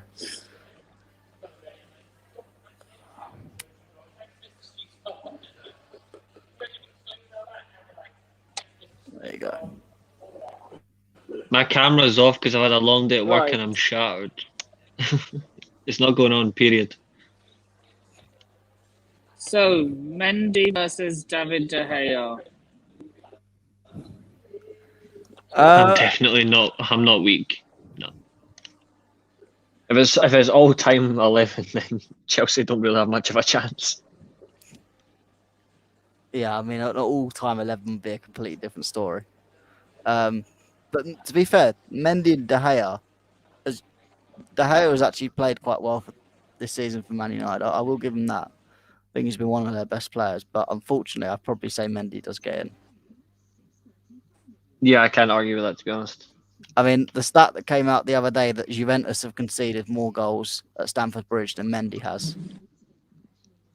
Which is crazy. Yeah, I don't disagree. He has De Gea's had a very good season, but Mendy's he's just been exceptional. You're lagging. Did you say sorry again? Say that, Niffin? Who's lagging? Not sure. I mean, you sound fine, Reese, but Mendy. It all went slow once Arteta entered the building. Big up. Oh, God. He's in the house. Big up, Luca. Luca, would you agree? Mendy over De Gea? Yeah, Mendy 100% over De Gea. Mendy's one of the best goalkeepers in the world. You go and have a look at that game, right? When Chelsea played Brentford early in the season, Mendy was absolutely brilliant. And without Mendy in that game, Chelsea could have lost that game or even drawn that game. Mendy has been so much better than David De Gea. Don't get me wrong, De Gea, I think this season, I still think he's a good goalkeeper. But I think De Gea overall has not been on particularly good form, so it's got to be Mendy all day long. I don't know. I think De Gea's played pretty decent. He's been our best player this season, despite the goals conceded. It's not, I would say, it's entirely his fault. There has been games where he's kept us in it, which has been really important. So I wouldn't put it all on him. Yeah, I think he's. There's been games where Man United could have lost by a lot more if it weren't for De Gea. So I think he's been one of the better goalkeepers this season. Obviously, in terms of if we were going to talk about getting Ramsdale in this situation, obviously that would be a more interesting debate. But I think Mendy trumps it all. Left back, Reese. Any one of Shaw or Tellez get in there, or? Well, they've both been pretty poor, mate. But I'd say Tellez has been better than Shaw. In all honesty, I think Shaw's just not in form. I don't think he's even bothered. To say it loosely. Yeah, I mean, last season, all United fans were saying that Shaw's best left back in the league, better than Chilwell. What's happened to him this season? Fuck knows. I honestly haven't got a clue. Yeah, I mean, Luca, would you put Chilwell in there, or would you have a debate over anyone else? Wait, are we going on form or going on overall ability? Reece said form, but it's I don't know. We can do whatever. I mean, I argued if we do it by general ability, we'll get a few more United players in there.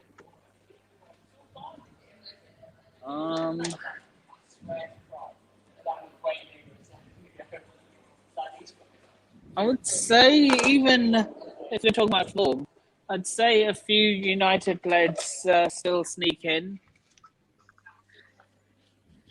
Like maybe a Ronaldo. Ronaldo gets in by far because none of your strikers are better than him. Yeah, I'd say Ronaldo gets in. I mean, let's just put him on. Yeah, just stick him up front.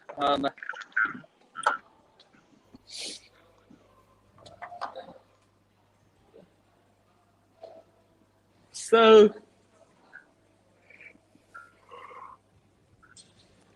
Reece James versus Aaron Van Bissaka. What are we saying? Well, first, it's got to be Reece James, isn't it? Yeah, and I have a bit of an announcement to make. First, apologies for not uploading a predictions video. I simply the thing is, you've got to put Reece James in there, and the thing is, I'd put Chilwell in there as well. I know Chilwell's obviously out for What? Chilwell? Fuck off. No. I'll let you have Reece James by far, but Chilwell left back. No, I'm sorry. I think disagree. Luke Shaw. I do think Luke Shaw is the better left back in the league. But I think Luke Shaw recently has not been playing well recently. So therefore, are you going by players like overall who's the better, or are you going by players recently performances? I think if you look at recent form, Tellez has actually been in better form than when he's actually played. Particularly in Europe, he's been the better left back than Luke Shaw since Luke. Don't get me wrong, I'm a massive fan of Luke Shaw. I think Luke Shaw's best left back in the Premier League. But I just feel going on current form, Tennis has been better and Chilwell's been better. But if you want to go like by overall who's the best left back, then you've got to pick Luke Shaw. But on recent form, I'd go with Chilwell, man. Like Chilwell's a decent player, and he's had a good season, but better than what Tellez has been at the moment, I'd say no, but the injuries obviously affected him. That's an issue. Yeah. I mean, the thing is, Chilwell hasn't actually played that much this season as well. He's only played a handful of games because he was out for the first 8-9 games due to mental issues. Obviously, that's not his fault or anything, but it's hard to judge him because even last season he was quite inconsistent in and out of the team. Obviously, with the whole Lampard debacle and all that. So I don't know. For me, if you're talking about form, I don't know who you can pick because both Luke Shaw and Tellez have been poor. Alonso, don't get me started on it. And then it's just Chilwell, who's had a good run of 6 games. So I mean that's an open discussion. I mean, Luca, who would you pick Chilwell then? If you're going by like overall who's the best left back in the league, then you've got to go with Luke Shaw. But is this about like recent players who are on current form, or is this like overall who's the best left back in the league out of the two? That's what we were kind of discussing. We didn't really kind of agree on what should we do. Should we do form or should we do overall ability? If it's overall ability, then it's not Chilwell. If it's overall ability, it's definitely not Chilwell. You know what? We'll go by what we said. I'll go with Luke Shaw. Yeah, we'll go for Luke Shaw. Why not? Go for Luke Shaw. In all fairness, if you do actually do overall ability, Shaw is a better player than Chilwell. Yeah, I mean, I think overall he played better. That's true. I mean, I might as well put Reece James in. Guys, mate, I'll be back in a minute. Mate, I do agree with Reece James at right back, though. I do agree with Reece James at right back. I'm not arguing that, but it's the left back. I'm like, nah. Yeah, we'll put Shaw in because I literally cannot wait. I literally cannot wait for the Man United Arsenal combined 11. I literally cannot wait for that preview next week. Especially when I come out and say my thoughts on the game. But obviously, this is a Chelsea Manchester United stream first. So. Your thoughts on when you get beat in convincing fashion? We'll see what happens. But it might take time for Ralph to settle in, though. So. Yeah, I mean, Arsenal are rubbish, so I just think even United. I mean, it's just gonna be a dead game. I think it's gonna be a 0-0 between these guys. Well, we lost to Liverpool, so we always lose at Anfield anyway. So, I mean, you can't deal with gegenpress inside. So, how do you think you're gonna deal with Ralph? Exactly. Yeah, you see what happens. But United not been great. It's gonna take time for them. Yeah, but Ralph is the godfather. Ralph literally not have a problem with that, but. Ralph is literally Tuchel's dad. Tuchel and Klopp's father. To be honest, when you look at Ralph, right, he's a good manager, right? He has similar to like Tuchel and Jurgen Klopp's tactics. No. They are similar to him. Yeah. You gotta get it right there, dude. You gotta get it right. They took his style. That's what they've done. It's his style. They've learned from it and they've molded it to their own. I mean, they literally. Ralph Ragnick said about Tuchel, he's like, apparently he took him on. He was a failed player, a football player at the age of 15, and he was working in some store in Stuttgart, and he literally took him into his coaching setup from there. So he literally made, without Ralph Ragnick, there would be no Thomas Tuchel. And I'm pretty sure with Klopp, it's probably a similar story, that there would be no Klopp without Ralph. And it's the same as Nagelsmann. We've got Nagelsmann in this outfit as well. He is. There'd be no Nagelsmann. There'd be no Nagelsmann. There'd be no Jesse Marsch. There'd be no Marco Rose. There'd be no Ralph Hasenhüttl.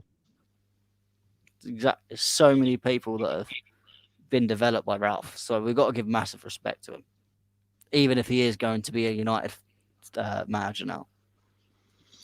But say, like, if Ralph does very well, quick question before we move on to carry on with the Combined 11. If Ralph gets, I'm not saying this is going to happen, but if Ralph gets Manchester United into the top 4, right, and then ends up winning a trophy, would you give him a chance next season, or would you be like, no, we need a proper manager? He is a proper manager, but as much as I would like to see him be in that permanent position, I think what we really benefit from is his knowledge about running a football club. I would rather he go into the sporting director role and we go and get an Eric Ten Hag, because that's what I think. I think it'll be Ten Hag or Pochettino what's going to happen. But it's going to be working with him. Because it must be exciting for you lot, like you lot are going forward as a club. Whereas, like, technically, in my opinion, like, I think you're not getting Pochettino. Like, I think Pochettino wants to come to Manchester United. Do I think Poch is the answer out of between him and Ten Hag? No, I don't think Pochettino isn't the answer. Because the reason why I don't think he isn't the answer, I just don't think he hasn't got the standards, and has he got the ability to stand up to the players, though? You know what I mean? So I think Ten Hag is a good manager. I just feel he has a very good philosophy, he has a very good style, and that's what Manchester United need. Whoever comes in once Ralph goes into that role, whoever comes in, it's going to be whoever comes in. It's continuity. That's what it is. It's whoever comes in from that response. It's going to be between Ten Hag or Potts. I actually think Ten Hag is the perfect option, because you got Ten Hag's style that is already attractive, and then imagine you're ingraining that gegenpressing style on top of that. That is a very scary proposition. Even Jurgen Klopp says the league needs to be wary because United have got a very good coach. It's the guy that invented this style coming to the Premier League. Exactly. I think it's a worrying aspect. That's a great point. But anyway, let's get back onto the defenders. Right. I'm not from Glasgow. I'm not from Falkirk. It's Central Scotland. Doesn't matter where I come from. I'm Scottish. End of the line. What do you think of the playoff draw then? Goodbye, Portugal. I actually want Italy to go, because then they can't say, "Oh, it's coming Rome again." I want Portugal to not go through, because that means Ronaldo and it means Bruno are going to be rested.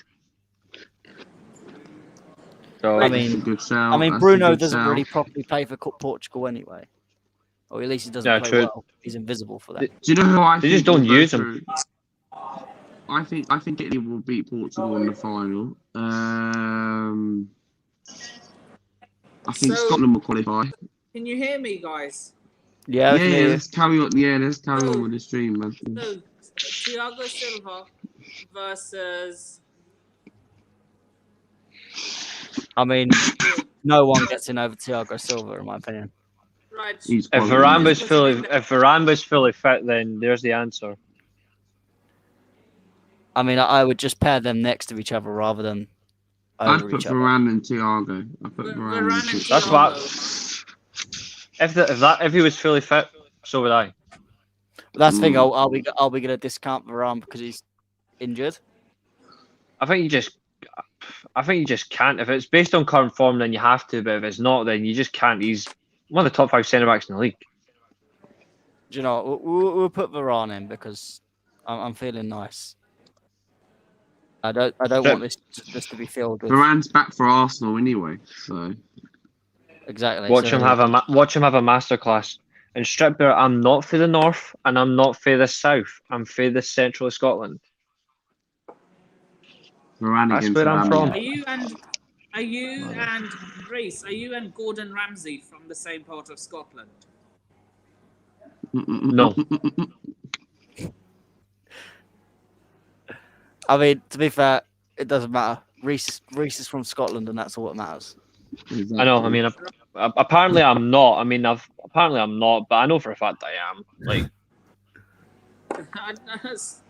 I don't know what your smoke. I don't know the comment section. no idea why, Right. man. No idea. I know where I'm from. For fuck's sake. Midfield. I mean, I Midfield. read. Go on. Hey, Strip Bear, no need to abuse. Big up Inverness, man. I've been past Inverness, man. Inverness You know is what I mean? Inverness is a shithole. There's nothing there anyway. Exactly. It's just thistles. I've been to Scotland before. I've been to Stormway. Nice place. I sure, like Aberdeen. No, sorry, no. No, I've been to no, Edinburgh. no. There you go. Like that's a nice bit of One Scotland. place where I really want to go, right, and I will vlog it. I want to go and visit Glasgow or Edinburgh, something like that. Rangers and Celtic. Yeah, Glasgow. One place I really want to go. Nice city. Yeah, I've never been. The only places I've been in Scotland is Inverness, Caledonian Thistle, Aberdeen, and Stormway, and that's it. Yeah, that's the only place I've been to. Yeah. Because I've got family in Stormway anyway, so It's not too bad. yeah, man. Scotland is nice when the weather's good. It is. What about when it snows? I love it when it snows. Yeah, man. The best views in Britain is in Scotland. That's nice. Yeah, man. don't. I'm going to respond to this one. Don't diss my place. Well, Strip Bear, don't diss me then for calling me out for being Scottish then. So it works both ways. Exactly, Strip Bear, man. just calm down in the comments, and if you don't have anything nice to say, don't say it at all.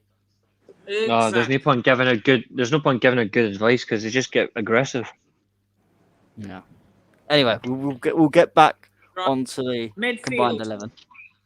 Midfield. N'Golo Kante versus Fredinho. Is that even a debate? What? That I'm. was if you could tell, if you couldn't tell, that was sarcasm, mate. I can tell, but it was so bad. That was as good. That form of sarcasm was as good as saying as Lukonga and Partey is a good midfield partnership. Oh. Is it me, or did they say in the Villarreal? I might be making this up, but is it me or the Villarreal game? Or I think it was that they said something about Fred nearly got injured, and the commentator was really worried about Fred's injury or something. He is injured, yeah. I don't know about the whole worry thing, but the way he played against Villarreal, he actually was. He was brilliant against Villarreal. I know a lot of people are not going to accept that, but he actually was. Yeah, 100%. But for me, you've got. He's a good player. The thing about Fred, right, and I think this is the problem, is Fred's actually a good player. He just isn't coached properly. When you see him play for Brazil, he is actually. If you watch him play for Brazil, he's actually coached properly to do a role. When he plays for Man United, he's just told to go out there, run about, win the ball back, and hope it lands to Ronaldo. There's a difference.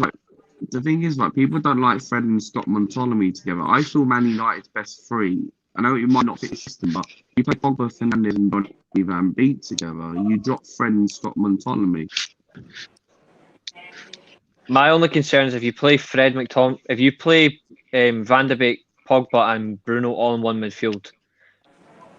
I don't see balance there. I don't see any balance. It's a good midfield three on paper, but in theory, it's the fact is it just would not be balanced. I would rather have a Matic in there.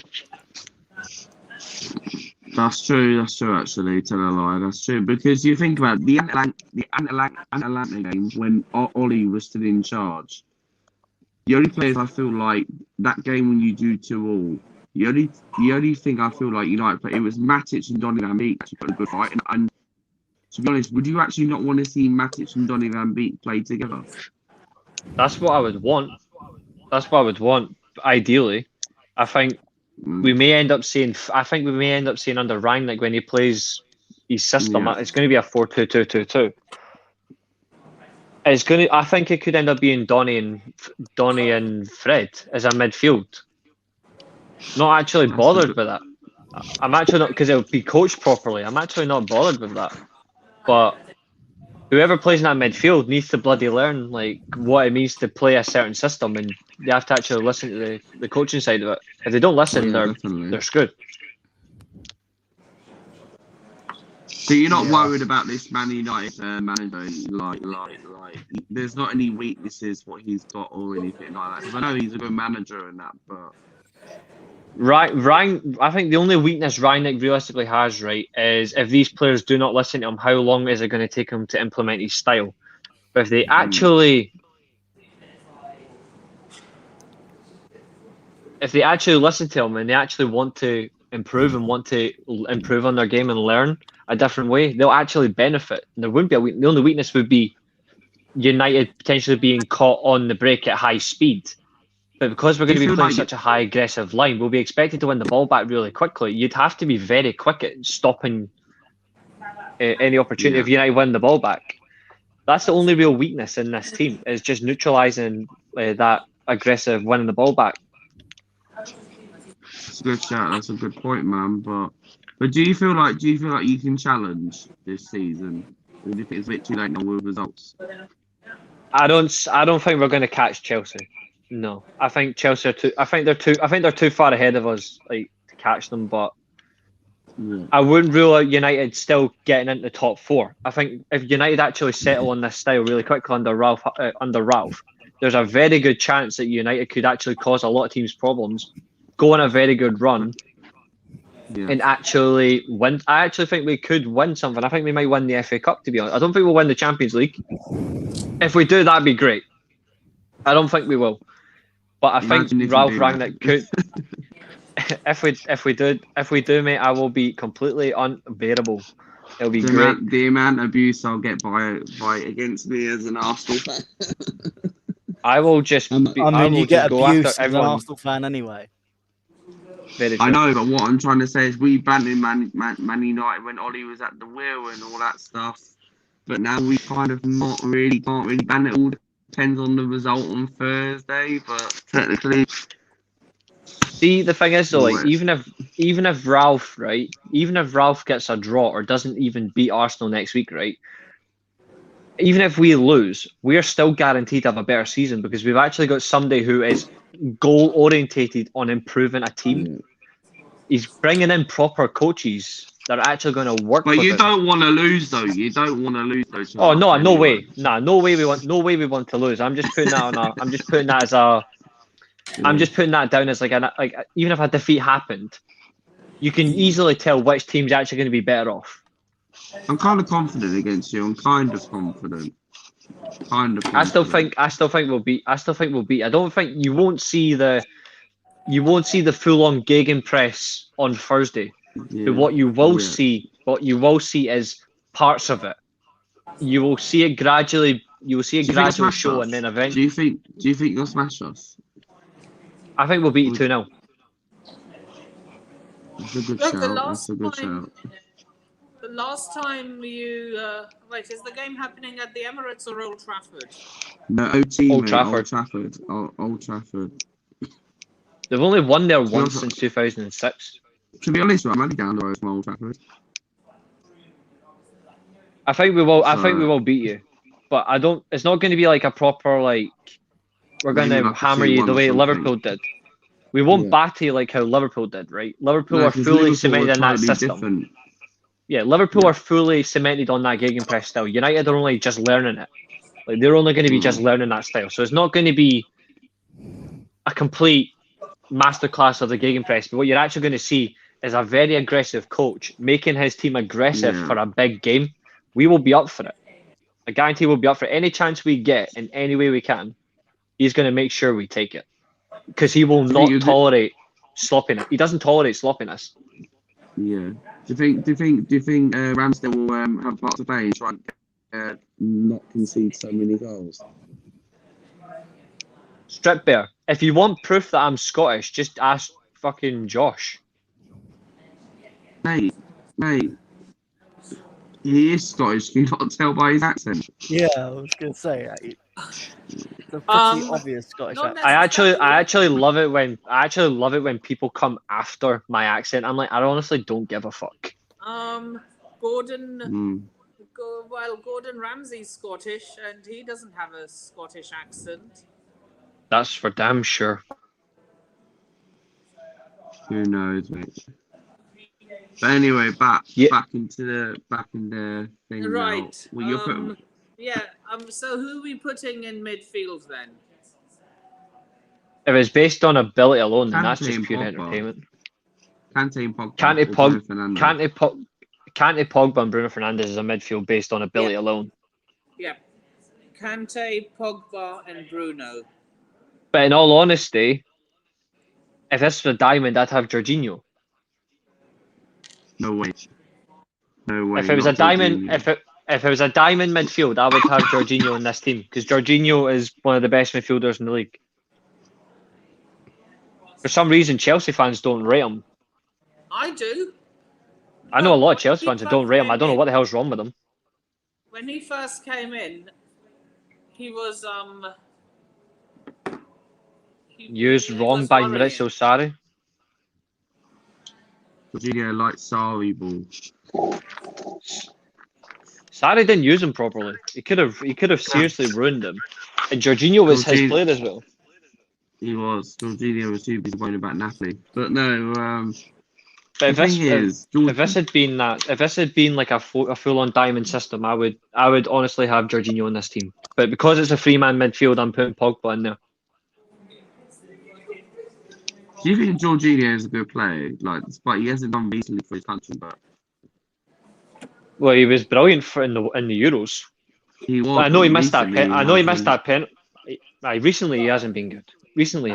I'm not going to disagree with that.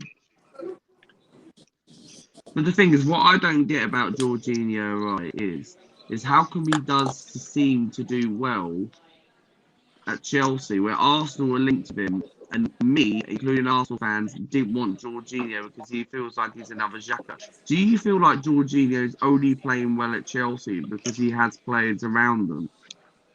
No. I think I've seen Jorginho play with less quality players at Napoli, and he was still the best player on the pitch in the midfield. Yeah. But if Jorginho is a good, doesn't matter who he plays with. Yeah.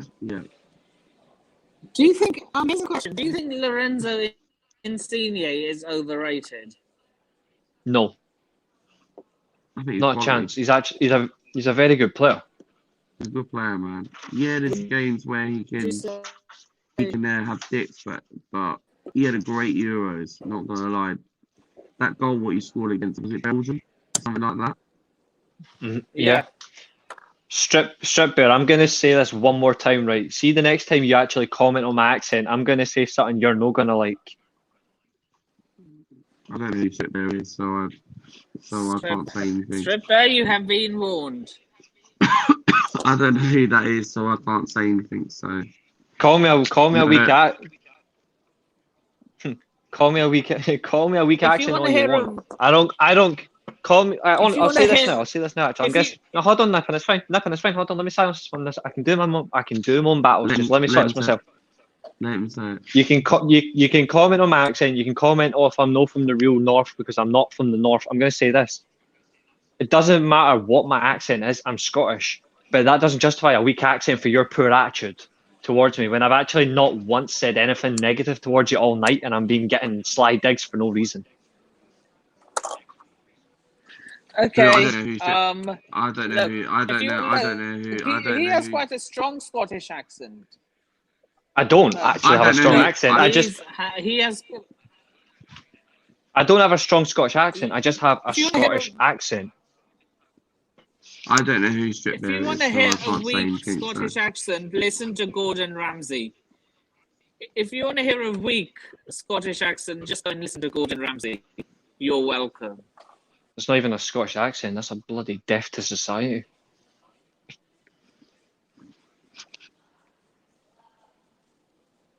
And another thing as well, because she says I can't do Gaelic. You don't have to know Gaelic to be born for Scotland. You don't have to know Gaelic to actually come from Scotland as well. Is that Irish? No, it's an actual language we speak here. Like there is an Irish Gaelic. No, you're right though. There is an Irish Gaelic, but it doesn't really matter. Not every Scotsman or Scotswoman on this planet actually speaks Gaelic, because nobody needs to speak Gaelic. Nobody needs to speak it. You only listen to it really if you're watching BBC Alba when it's boring television. BBC Alba. Seriously, I honestly don't apologise to Reese. I honestly don't give two fucks about Gaelic. I honestly don't care, because frankly, nobody around where I stay actually speaks it. Nobody actually speaks it properly in a conversation. You only hear it on BBC Alba when it's actually dismal and boring, and nobody actually cares. If you want to speak Gaelic, speak Gaelic. If you want to speak English, speak English. Doesn't matter. I know where I'm from, and that's the end of it. It's true, man. It's true. Hello? Where's he gone? Lags. You can mock me for other honestly, you can mock me for other things. I'm honestly not bothered, but when it comes to where I'm from, don't even fucking bother, because it pisses me I off. can do 6. I can do Right. 6. What's that mean? Right. So I don't like the English. Nippon can you knows just that. That's not an English thing. Nippon knows I don't like England. The difference is I'm not going to full on bash them. Like, I'm not going to do that. I hope they lose every football game. There's a difference.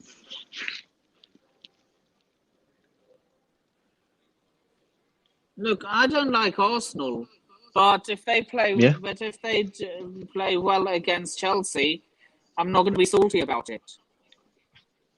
Strip Bear can do Russian, English, Spanish. So Strip Bear can do Russian, English, Spanish, German, Italian. Well, I can do fuck you instead, since you've already said that to me. So there you go. Strip Bear, you tell me don't diss me, dude. Well, here's one thing. Anyway. Don't come at me then. Simple. Pipe down. Like, end of story. Exactly, man. Okay. Exactly, man. Okay, enough. Look, let's concentrate on the starting 11. And let's not fight. Let's not have a fight between the comments. Talk about it off air. Just talk about it off air, innit? I mean, Ronaldo, Bruno Fernandes, Kante. You got to put Paul Pogba in there. I know Pogba's been injured recently, but you got to put Paul Pogba in there. I swear when people annoy me for no unfair reason. So.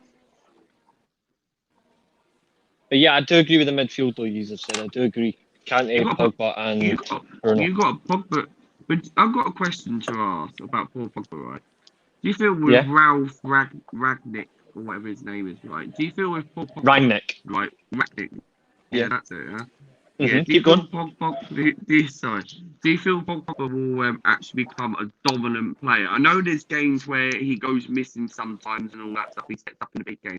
Do you feel this manager, right, is actually really going to be excited with Paul Pogba?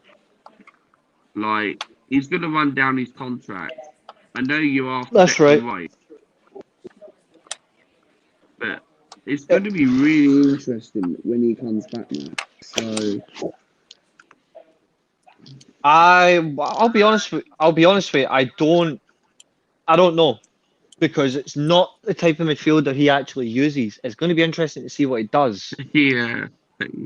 But if he actually wants to learn this way, I think Pogba could be very effective. I just don't know if he will. But I don't see United getting Declan Rice. I think we'll look at players within the German league. I think we'd sign a few players from the Red Bull group, like Adeyemi as a backup striker. Down the line, I think we'll sign him. I think we could end up signing Neuhaus as a midfielder. Like, there's so many variables. I just don't know what's going to happen, but it just depends on what United do. Do I think Pogba could benefit from Rangnick. Yes, he's a very good coach. But the thing is, though, is Pogba willing to learn the style? That's, at the end of the day, that's what matters. You have to be willing to learn. If Ralph Right. was at Arsenal, would he actually do well at Arsenal? He'd actually make your team very good to play against. Like, in terms of Wow. like playing, like, he would actually coach you properly. Do you feel like he's a bit Like, similar to Unai Emery? Unai Emery, like when Emery was at Arsenal, Emery won the Europa League with Villarreal, but not with Arsenal. He took Arsenal to a Europa League final with a worse squad, but then lost to Chelsea in the final. Do you feel like Ralph is a bit similar to that, or Ralph is slightly better than Unai Emery? Ralph is more aggressive with coaching. He's very aggressive with his style. Honestly, look up like there's very good like YouTube videos about him. Watch the coach voice. Like, honestly, listen to the man speak about how he wants his teams to play football. Watch the Tifo football video about his Leipzig team. Honestly, you'll see just how good his teams really are. Like, this guy is a serious manager. Yeah, his press conference will be interesting, man. There will be. He's very articulate with how he presents it, but he's also a very intelligent man. Is it exciting times for you? Oh yeah, absolutely. Well, we're stuck with trust the process, so we're literally going in the right direction. Like, you're going to see United back at the top of English football, like within the next maybe 5-6 years, properly at the top. United will be back at that top. We're going to be still building there. You don't think you'll win the league next season?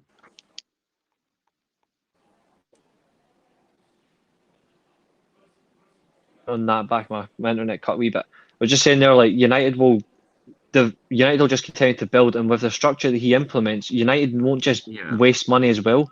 We'll actually spend money on players that fit our team, similar to what Klopp does with his Liverpool team.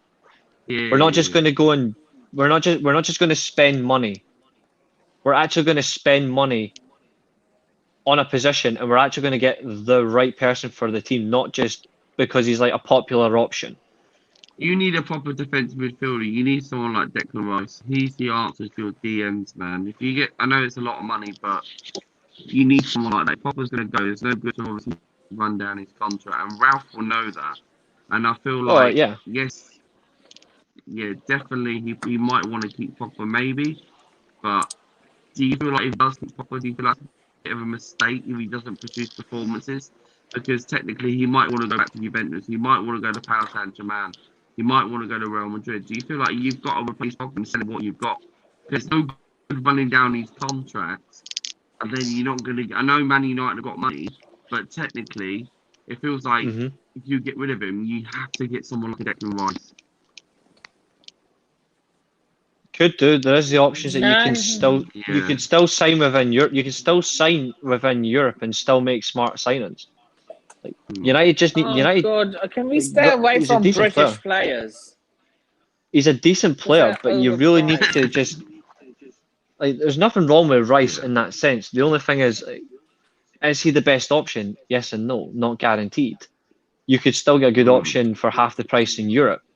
They're not United are not just going to United are going to look at United are going to look at all the best players in that position for the right value, and they're actually going to look at how they fit into our style. If they do not fit, that player will just get chalked right off the list. It's going to be properly like Ralph proper analyzes players' positions and like how they play in a game. If you don't fit, you're not going to get bought. Like, simple as that's what's going to happen. That's what United never really grasped. That's why we're in such a better position long term. So who are we playing either side of Ronaldo? Lukaku's not a Lukaku's not a winger. And no disrespect, I don't know how you guys feel, but Lukaku's been a flop for you lot this season so far. He hasn't actually. I don't think he's actually done anything significant. The only thing he's done all season was remind Arsenal that he's able to score against a biggish club. He hasn't really lit the league. And that's not me actually dig. I'm just using Arsenal's context. Well, It's the only big club he's actually scored against. Anyone can score against us anyway. So That's true. But I don't think Mm, Lukaku has not lit up for you lot yet. I think realistically, I look at in the wings. I would say because he's.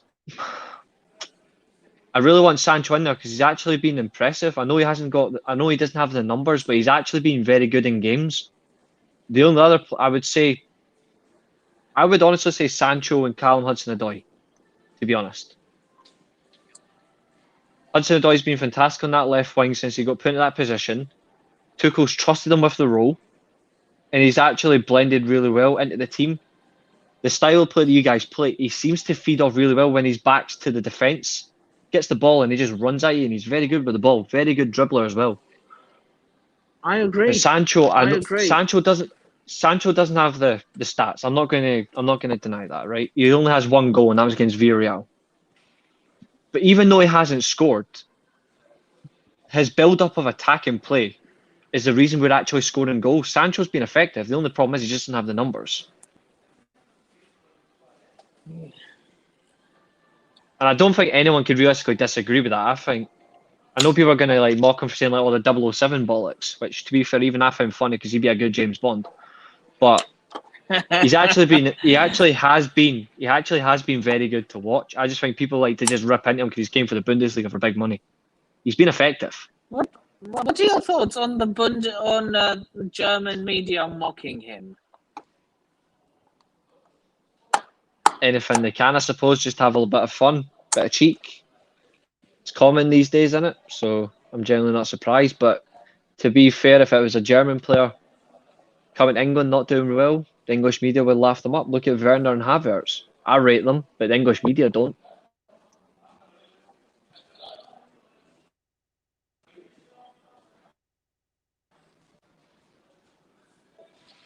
In all honesty, I'd have both of them at Man United. I'm not going to lie. I'd have Werner and Havertz. Said this for a long time. Like I would have them at Man United.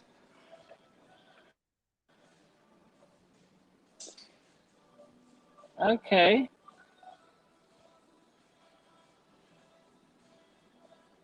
And also, I think Rory Jennings' attitude towards Werner as well. I think he's a bit, excuse my language, I think he's a bit of a cunt. Yeah, we don't claim him. Well, to be fair, neither does the Doctor Look, Who franchise.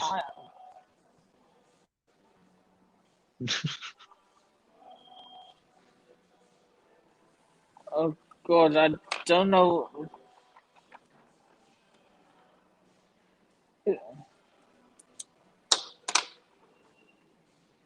I don't know what I've done. I think I accidentally removed. Oh, two.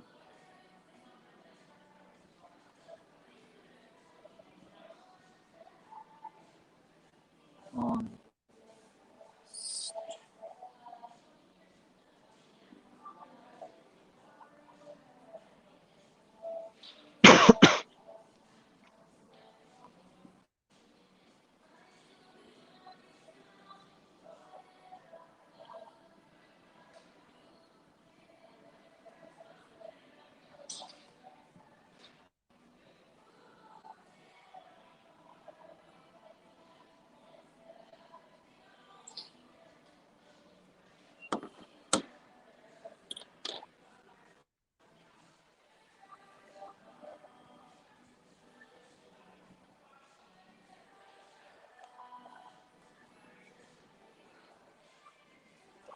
You seem confused, Nippon. Yeah, I was trying to add Luca, but you know how iPads are like you click, they're so sensitive. Like you click add, but then it clicks twice. You know what I mean? All right. Yeah, I know what you mean. So yeah, let's put Sancho on the right then.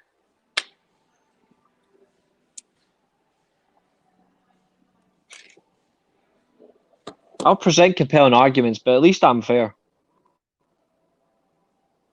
Yeah, that's true. If it was Arsenal players, it would be all Man United players, and Arsenal players can sit on the bench. What? Not even. Wait, you think Rashford's better than Pepe? Easily. Easily better than Pepe. What's Pepe actually done in the Premier League? Nothing. 9 goals. Is that it? I think in one season. Rashford's best score in the season is double that. What are you doing? Matt, what are you doing? Honestly. I swear if you put Ross Barkley in there. Is that Ross frickin' Barkley? Goodness sake, Matt. I think he's trying to change the conversation focus. So he put in Ross Barkley.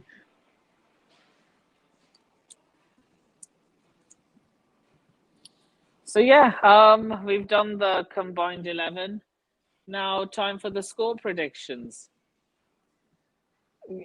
Reese, you Looking go forward to hearing first. this. No, it's your channel. You're on. I want to hear you first before I have to painfully listen. Right. Everyone is saying Chelsea are going to win. A lot of Man United fans are also saying Chelsea are going to win. But we all know Fair what enough. happens when a big game is hyped up to this extent. This has got a draw written all over it. To be fair, that's what they I said am about the saying- Man City, Man United, and Liverpool, Man United games as well, but that wasn't exactly true. But I'm going to say Chelsea 2, Man United 2. Ooh, okay. So you're going for a high score draw. Yep. Funnily enough, I've also went for a draw, but I've gone for 1-1, not 2-2. Matt?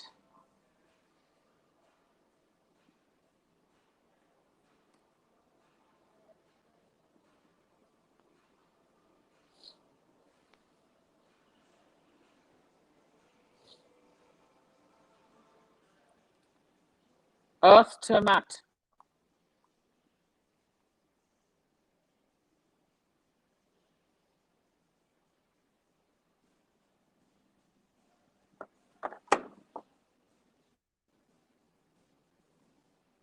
Can you hear you? He's on mute. Been on There's mute, man. Luca. I'm back. I'm back, man. I'm What back. happened? I'm back. Oh, can you hear me now? What No, happened? no, no. What happened, No, I Luca? came out.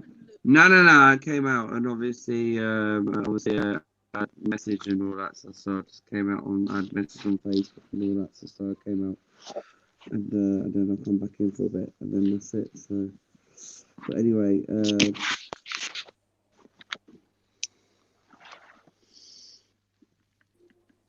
Can you hear me now, guys? Yeah, I can hear you. Yeah, I don't know what happened, but yeah. I think it's going to be 2-1. I think Ronaldo will score. And I think Callum will score one of our goals. And probably Reece James will score the other. And I think Reece James will score the winner. to be honest, as an Arsenal fan, as a perspective, Man United haven't got Ralph in charge until Monday, right? So I think Chelsea will win this game because United would probably. I'm not saying it'll be a free pass, as people like they said in the Liverpool game at Anfield last week with us. But I feel Chelsea have got enough quality at the moment. They're at Stamford Bridge. I think Chelsea are going to be up for this. I think Lukaku's back for this game apparently, so technically he would want, after he's been bantered and everything by Manchester United. So technically Lukaku would really want to turn up and destroy United. So I think Chelsea are going to win this 2-1, man. So but I think I fancy Reece James scoring, man. Again, man, he's becoming a goal scorer for Chelsea. So May not score every single game, but he scored against Arsenal. I think he scored against Juventus. He scored against Newcastle. Reece James has got a few goals, man. I fancy him score. He's their top. Reece James is Chelsea's top goal scorer. Says it all. He is. And he's the best right back in the league. No, I don't. I would. Right now, I'd say the best right back in the league right now is Chanchel, then James. To be honest, I think Chanchel, even though he's playing as a left back, his preferred position is a right back. Left back, isn't he?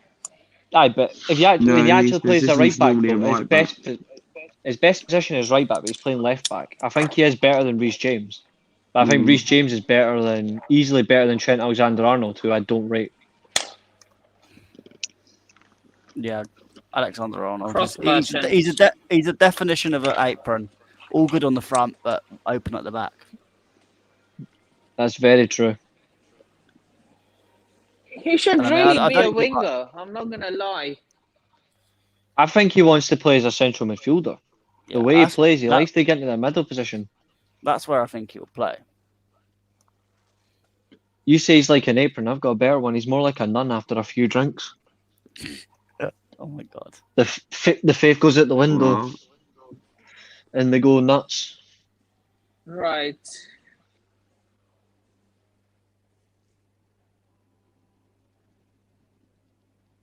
I'll be surprised if either team actually goes for the win in this game.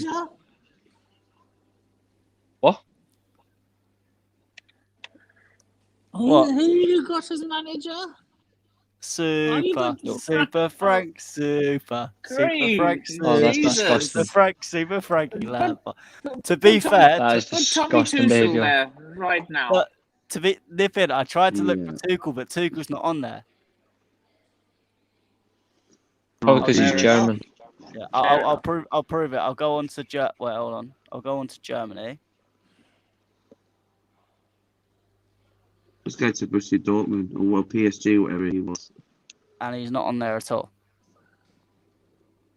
France? Neither is Rangnick. Oh, actually, Rangnick's not on it. Nagelsmann's not on it. Ten Hag's not on it. You can't go to FIFA 22. Yeah. What? Weird. It's licensing, I think. So we've spent almost. Let's see. So we spent 2 hours waffling. Hey, there you go. Does that mean that Ollie at the wheels is on there as well? Ollie's at the wheel. Oh. Come It's back. Carrick's at the wheel. Carrick's at the wheel. At the wheel. Carrick's at the wheel. Well, it's not Give it Carrick in. only for one day, and then Ralph it takes his first training session on Monday. So He's only there till the summer, isn't he? Yeah, Who? but if you Ralph. Yeah, he's there 6 months, then he's actually going into a role for the next 2 years afterwards. Rangnick's staying at Man United. He's actually not going anywhere. Depends how he does. I'm sure he can't be like Ollie. No, he's not in that sense. He's just going to be given the managerial job for 6 months. After that, he's going into the board level room. That's where he's going. He's going upstairs afterwards. What? So he's going to be part of Man United? Yep. How's that worked out? Because that's what Rangnick wants. That's the job that he wanted. He wants that position where he can actually implement a structure. Simply put into his contract. This is what if you want me at Man United, this is what I want. United gave him. It must be exciting times, man. It's the same. Our owner, Stan Kroenke, Josh Kroenke. Every club does this, right? Newcastle, West Ham, Chelsea, Man U, Liverpool, all them. Well, we're stuck in the mud with an owner who doesn't do anything.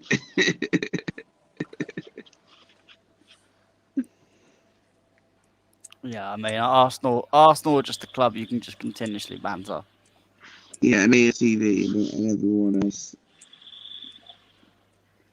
Oh, to be fair, AFTV was saying Rangnick to Man United is not what a big club does. What? Yep. Oh Who said that? God. Robbie. AF. TV. AFTV. That's why nobody cares about that lot, because they generally do not know anything about football. It's all They about know League nothing Gunner. about football. It's all about League Gunner. All they care about is. It's all about yeah, money. It's all about the Rat Army. Mullah.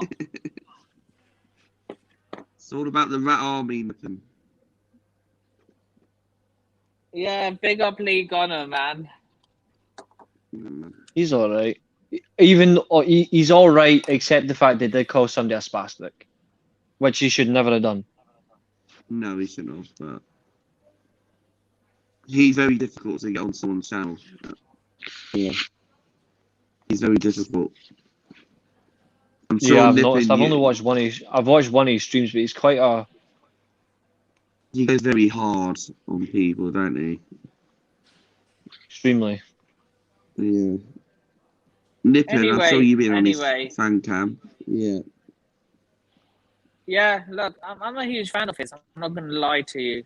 I mean, he's like he's one of the real ones out there. He's one of the very few. Does he know you? Does he remember you? Does he remember you?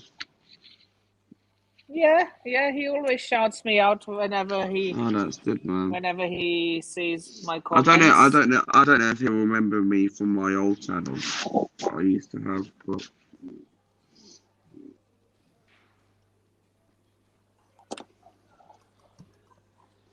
Oh my god. Oh, it's gone. It's gone. So then. Help Nippon get to 500 subscribers, people, man.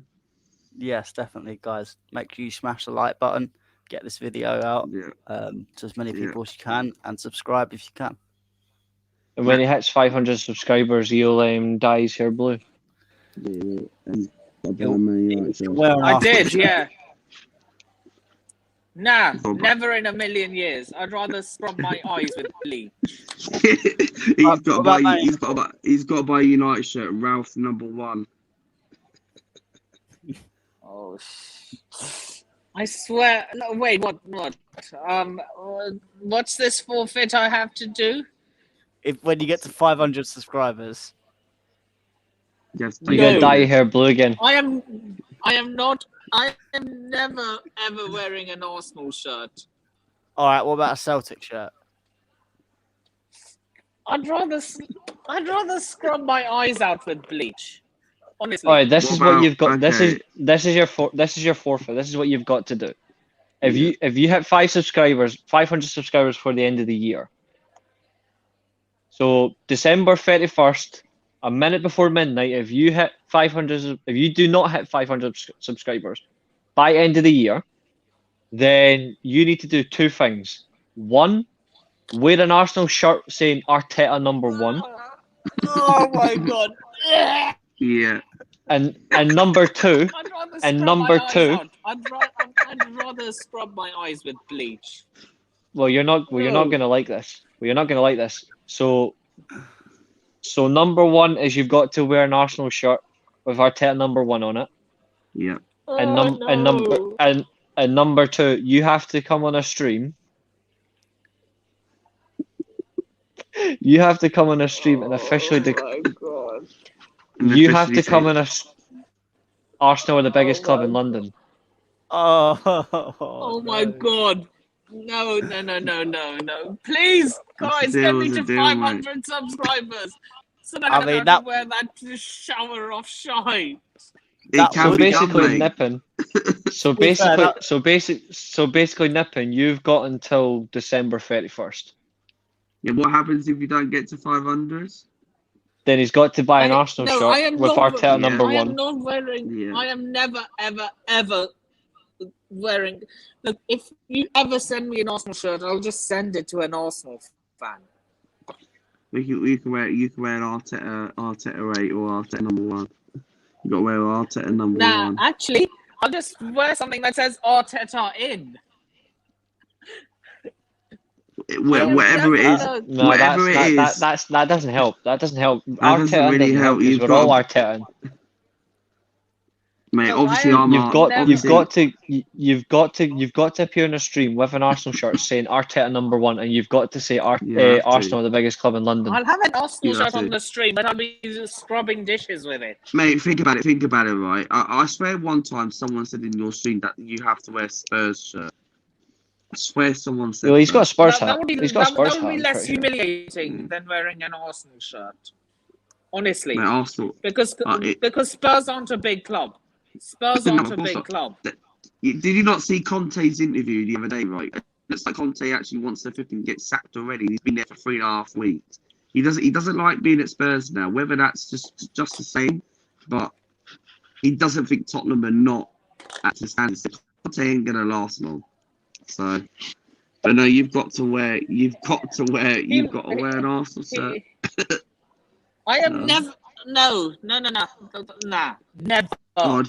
Not happening. I've got my Staffy shirt. I can send you right now. So technically, I'll send you. You either wear. You bought us a I'm gonna give you one. I'm gonna give you one last. everyone, I'm gonna give you I'm one last chance. I'm gonna give you one last chance, Nippon. Right? So I'm gonna make it fair.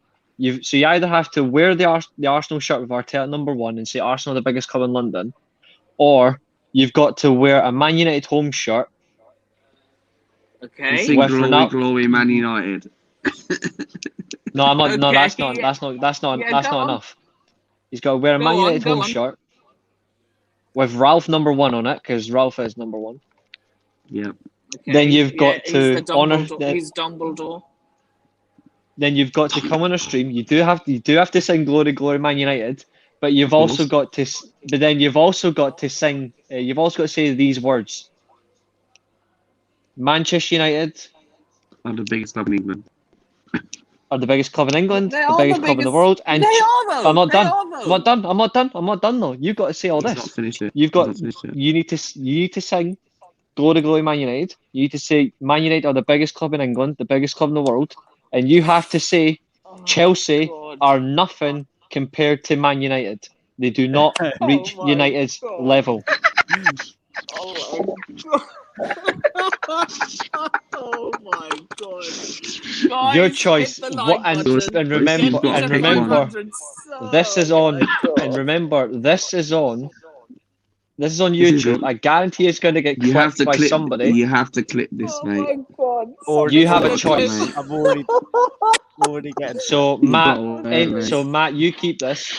You keep a hold of this. All he's got to do is either wear an Arsenal shirt saying Arteta number 1 and say Arsenal are the biggest club in London, or he's got to sing "Glory, Glory, Man United" and give United all the props. Say Chelsea aren't good enough, and he has to wear a Man United shirt with Ralph number 1. It's his choice. Do you realise how much I'm gonna lose? Guys, get me to 500 subscribers. Get him You to realise 500 how subscribers. It can be done. Get him to 500, man. you know what the best Come you know what the on. best thing about it is though. You know what the best thing about it is though. It's not the fact that you have to do this forfeit. It's generally how concerned you are that you've got to do one of these things. Because you are reacting. It's so funny. So you've got to pick which one out of the whole one, mate. So you must do it, mate. Mate, you're going Oh once, God. going twice, mate. You got to do it, man. No. You got which one you choosing? I Which one can't. you choosing? Is it Arsenal Which or one Manchester United? You only have to do it Which one? once. Both Exactly, it's things only will- once, not forever, both things mate. will It's only lose me once, mate. followings from. Both things will lose me following from the Chelsea They fan won't, base, man. though. They won't, mate. They'll think it's funny. Honest. Yeah, Just tell them it's a forfeit because you didn't reach a subscribe think about a it. challenge that you were AFTV have betted done- on. That's all. Think about it. Like AFTV have done forfeits.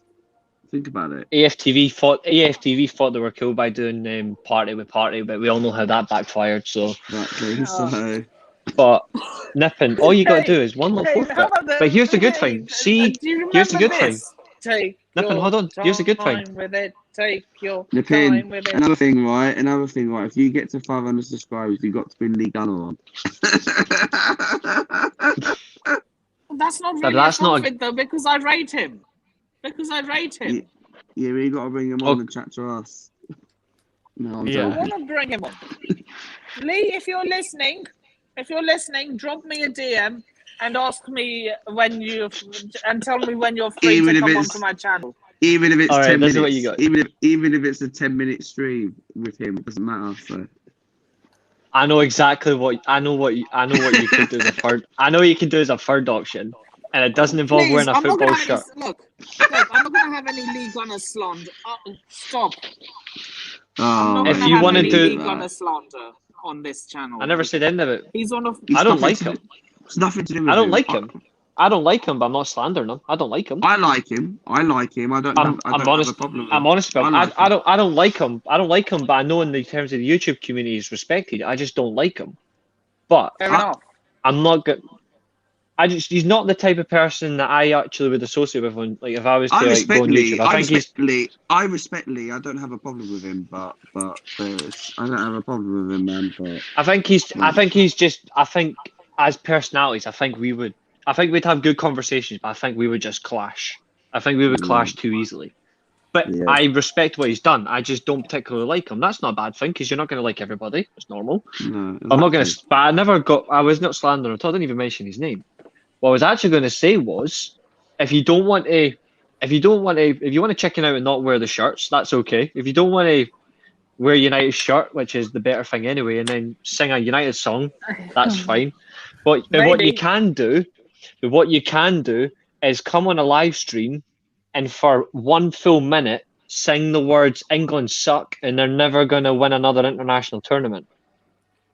Well, he'll do that anyway. He's I know Southgate that out. though, Grace. I'm not delusional like some England fans.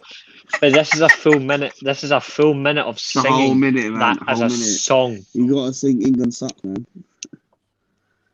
He could do that. And now. I don't think you do. I just don't like you as a team. Or, last option. This is option 4. This is the last option. I think this is the worst one of them all. I think this is the worst one. Here we go. Go on. Can't wait for Go this. on. You have to come on a stream and say this, and I don't think this is. I think this is the worst one. I don't think Matt's gonna like this. Oh God, here we go. You've got to come on a stream and say Drogba, Diego Costa, who else you got that's a decent striker? Lukaku. They're all great, but Chelsea's best ever striker was Danny. Well, what's his name? Chelsea's best ever. No, that's not that. He was a decent player. You've got to come on a stream. No, you've got to come on a stream and say Diego Costa, Didier Drogba, and Romelu Lukaku are all great strikers for Chelsea, but Chelsea's greatest ever striker is Daniel Sturridge. You've got to come on. God. You've got to say as well, Michael Ballack, Frank Lampard, Claude Makelele, and Kante are all Chelsea greats, but Chelsea's best midfielder is Josh McEachran. And then you've got to. No, I'm not. I'm punishing. He's been a realist. He's been a realist. So. And then you've got to say, in the defence-wise, you've got to say John Terry's a legend, but like your best ever centre back is Belarus. I was going to say Alex, but Belarus is actually not too bad. Aye, Alex is actually a good defender. Belarus, and then set goalkeepers. Tell Ben you have to declare that Petr Cech is not a Chelsea legend. You have to say Hilario is your better goalkeeper. Hold on, no, I've got a better one than that. You Go ahead. Talk about how Courtois is the role model for Chelsea Football Club in terms of goalkeepers. One of the best goalkeepers ever to be at the club. That's painful for Nippon. Look at his face. He doesn't want to compliment Courtois. He'd rather go Courtois to Courtois the snake, man. Courtois the snake. How is he a snake? How is he a snake? Can he go to Tottenham though? No, that's Mourinho. That's a different level of snake. No, that's just downgrade. True. Nah, look, I mean, Sol Campbell did the opposite. I'd be more pissed off if Mourinho had gone to Arsenal. Why? He wouldn't do that. As long as he does Agent Mourinho, ruins him. I don't mind. He would not. Yeah, he probably would have done. I'm not gonna lie. He probably would have done. How painful would it be? You always How Arsenal nipping? always get our sloppy seconds anyway. Willian, David Luiz, who The same let's is face that the it. same is that the same sloppy seconds that beat you twice last season? Yeah, Is that the same? Is that the Lampard same sacks, sloppy man. seconds that didn't even get into Europe? To be fair, Arsenal aren't going to get into Europe for at least another 3 years. Just saying, No, Luca, I don't. What, Europe? Look, Wait, in my Champions opinion, League or Europe altogether? in my opinion, proper like right, Conference League is Spurs level. I mean, like if you want to get like Europa League minimum, Champions League, the absolute must think because Europa everyone wants to be in League- there. I think Yep, Europa Arsenal League, aren't there. we can get Europa League this season, but it's about beating teams like you lot away. If we can beat you at Old Trafford somehow next week, right? That's a statement for Arsenal to have a little slim chance. I know people are going to say, "Oh, you can't go by one game," but the thing is, if we can go to Old Trafford, even get a point at least, we've got to beat teams around us. Like tomorrow, we've got to beat Newcastle at home. I expect us to beat Newcastle tomorrow. But we have to win those type of games, at least try and get results at the big grounds. Because out of the big grounds away from home, the only teams we have to play at big away from home. No, we played Man City away. Tottenham away, Chelsea away, and Man United away, I think, out of the big teams, really. So, because we've played Chelsea and City at home, we both lost. We played Liverpool at Anfield last week, we lost. We played Spurs at home, we won. We played Leicester away, we won. So technically, to go and get minimum Europa League, we've got to keep that consistent. Do I think we'll get top 6 this season? No. I think to get back into Europe, I think it's going to take about 2 seasons to get back into the Europa League. Champions League, you're looking at another 10 years. Wow. You're not confident. 5 to 10 years. But we can get top 6 this season. We can get top 6. But because in the January transfer window, we need to sign midfielders. You might get top 6. There's no guarantee. You're not in the Depends how you dock for play. a change. You are not in the dock for a change.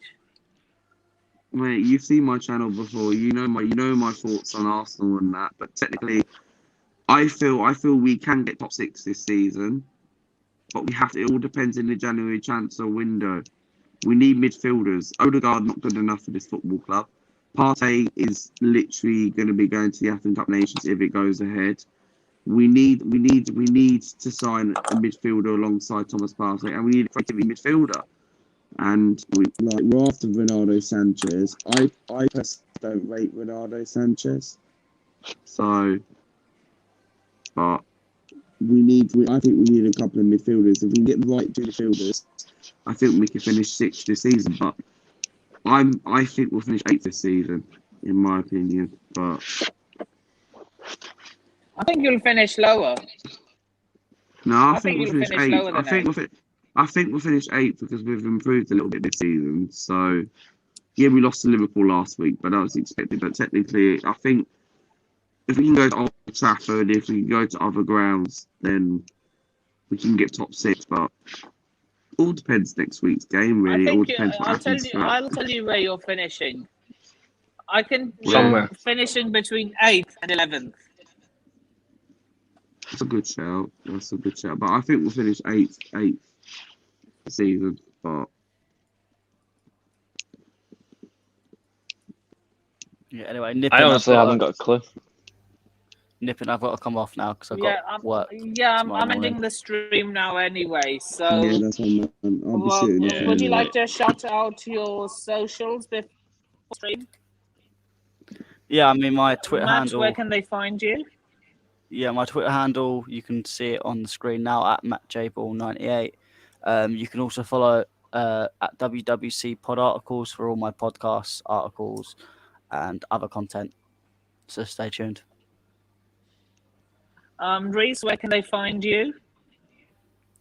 Straight there, Devils Rising on Twitter, Reese_Lightning1987 on Twitch, and you can find me in the weekly Armchair Sports Talk as well. And finally, Luca, where can they find you? Yeah, please follow me on Twitter, Martinelli AFC1, and please follow me on YouTube. I did put out a video out today, and go and have a look at it. It'd be much appreciated if you can. We are on the road to 1.3k, and subscribe to my YouTube channel. This is Lucas Life, and yes, tomorrow what's coming up on my channel is a match reaction to Newcastle, and then next week, hopefully, going to have, if Reese wants to come on, or the Man United agenda, Maisy, everyone's all talk, the Man United preview for next week. So technically, please subscribe to This Is Lucas Life, and we're on the road to 1.3k, man. Thanks for having me on, man. Cheers, man. And also, massive shout out to Maisy of Devils United and Usman big up, Talks man. United. Big up. Big up to both of you. Sorry that they couldn't be here today, but yeah, big up if you're listening, and yeah, please remember to like, share, comment, subscribe, and turn on the bell notifications if you haven't already. And we're on the road to 500 people. Slow, guys. Get them slow at 500. I want them to get this forfeit done. Get me as fast as possible. I do not want to wear either an Help Arsenal shirt or a Man United shirt. Help Nippon get to 500 before Christmas, man. Christmas is in like 4 or 5 weeks, so please help him, man. Turn the notifications on and do it, man. We want to see this forfeit, man. Be good before Christmas. You want to see this forfeit. You want to see it so badly, don't you? Of course Guys, I do, as man. fast as possible. You're damn right. Damn right, mate. And that's a nice American accent, by the way. So yeah, you damn right, man. You can find you can follow me on my socials in the description below. And yeah, with that being said, come on, you Blues. Come on, United. Oh, wait, Lucas not going to say, come on, Arsenal, because that's pointless. You can say whatever you want. It's a free channel. We're not tribal here. Big up, everyone. Nippon's got to do a forfeit. There you go. We've ended it. Okay. Night all. See you in the next video. Oh, and before I end the stream, I have a bit of a PA to make. I am going to India on the 6th of December. So I will be doing very few uploads, and if I do anything on my channel, it will be live streams. So yeah, uploads will be minimum, but I'll try and do live streams as much as possible while I'm in India. Yeah, that's fine, man. No rush. So yeah, with that being said, I shall see you all in the next video. Laters. Chelsea.